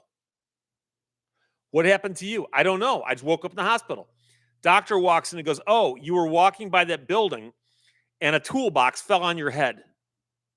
And there's men working up there. Now, 27 different guys up there. Which one of them dropped the toolbox? Was it negligence? What's the duty? No. You don't need to show negligence because there's never a situation where it's okay to drop a toolbox from 27 stories up. Never mind the fact that my guy lived, because hypothetically he's allowed to live. So something being dropped off a building, res ipsa loquitur. It's the most common example you always see.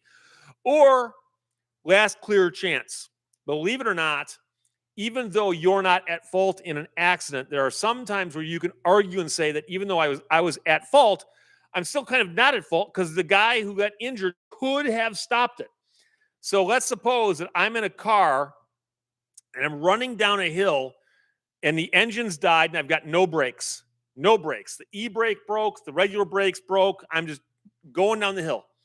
And there's people on both sides and I can't steer off because I'll kill people.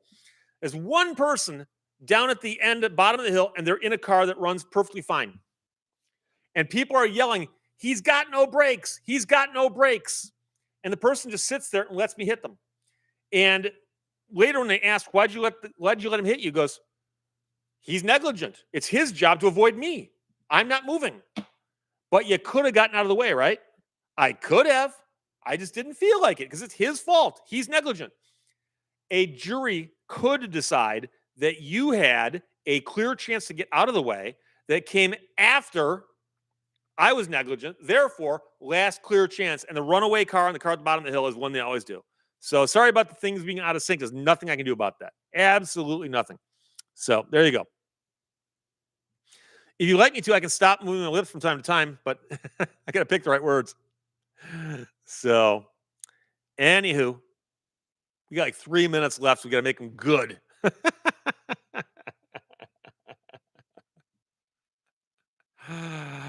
Oh, boy.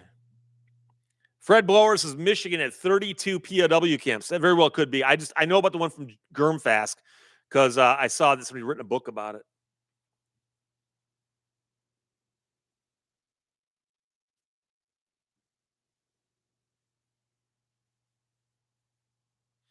Yeah, T. Carlson 0290 does say it comes back into sync by itself, and it will. It will.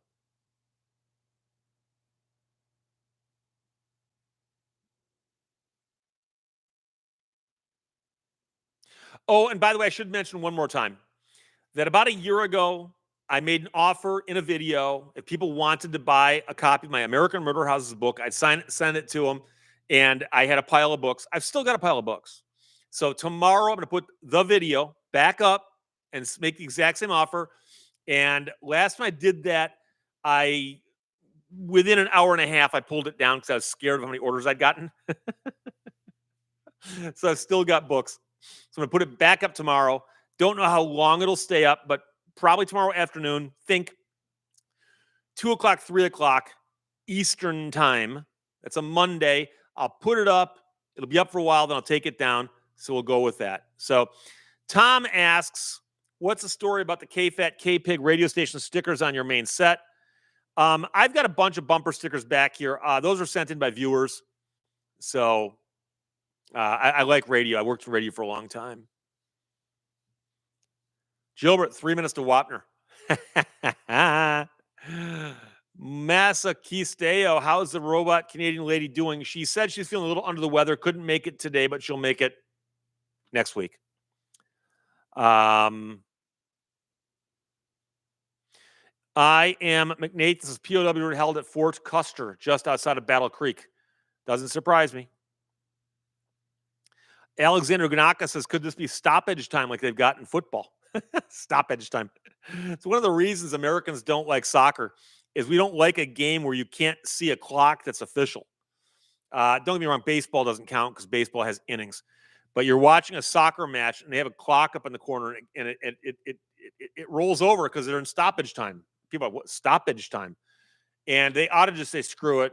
They should have an official timekeeper with an official clock. But what are you going to do?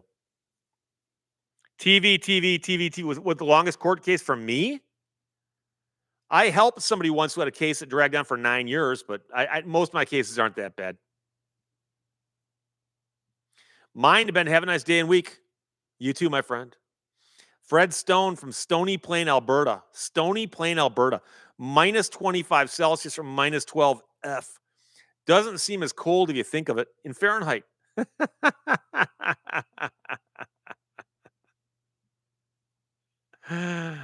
Oh, boy.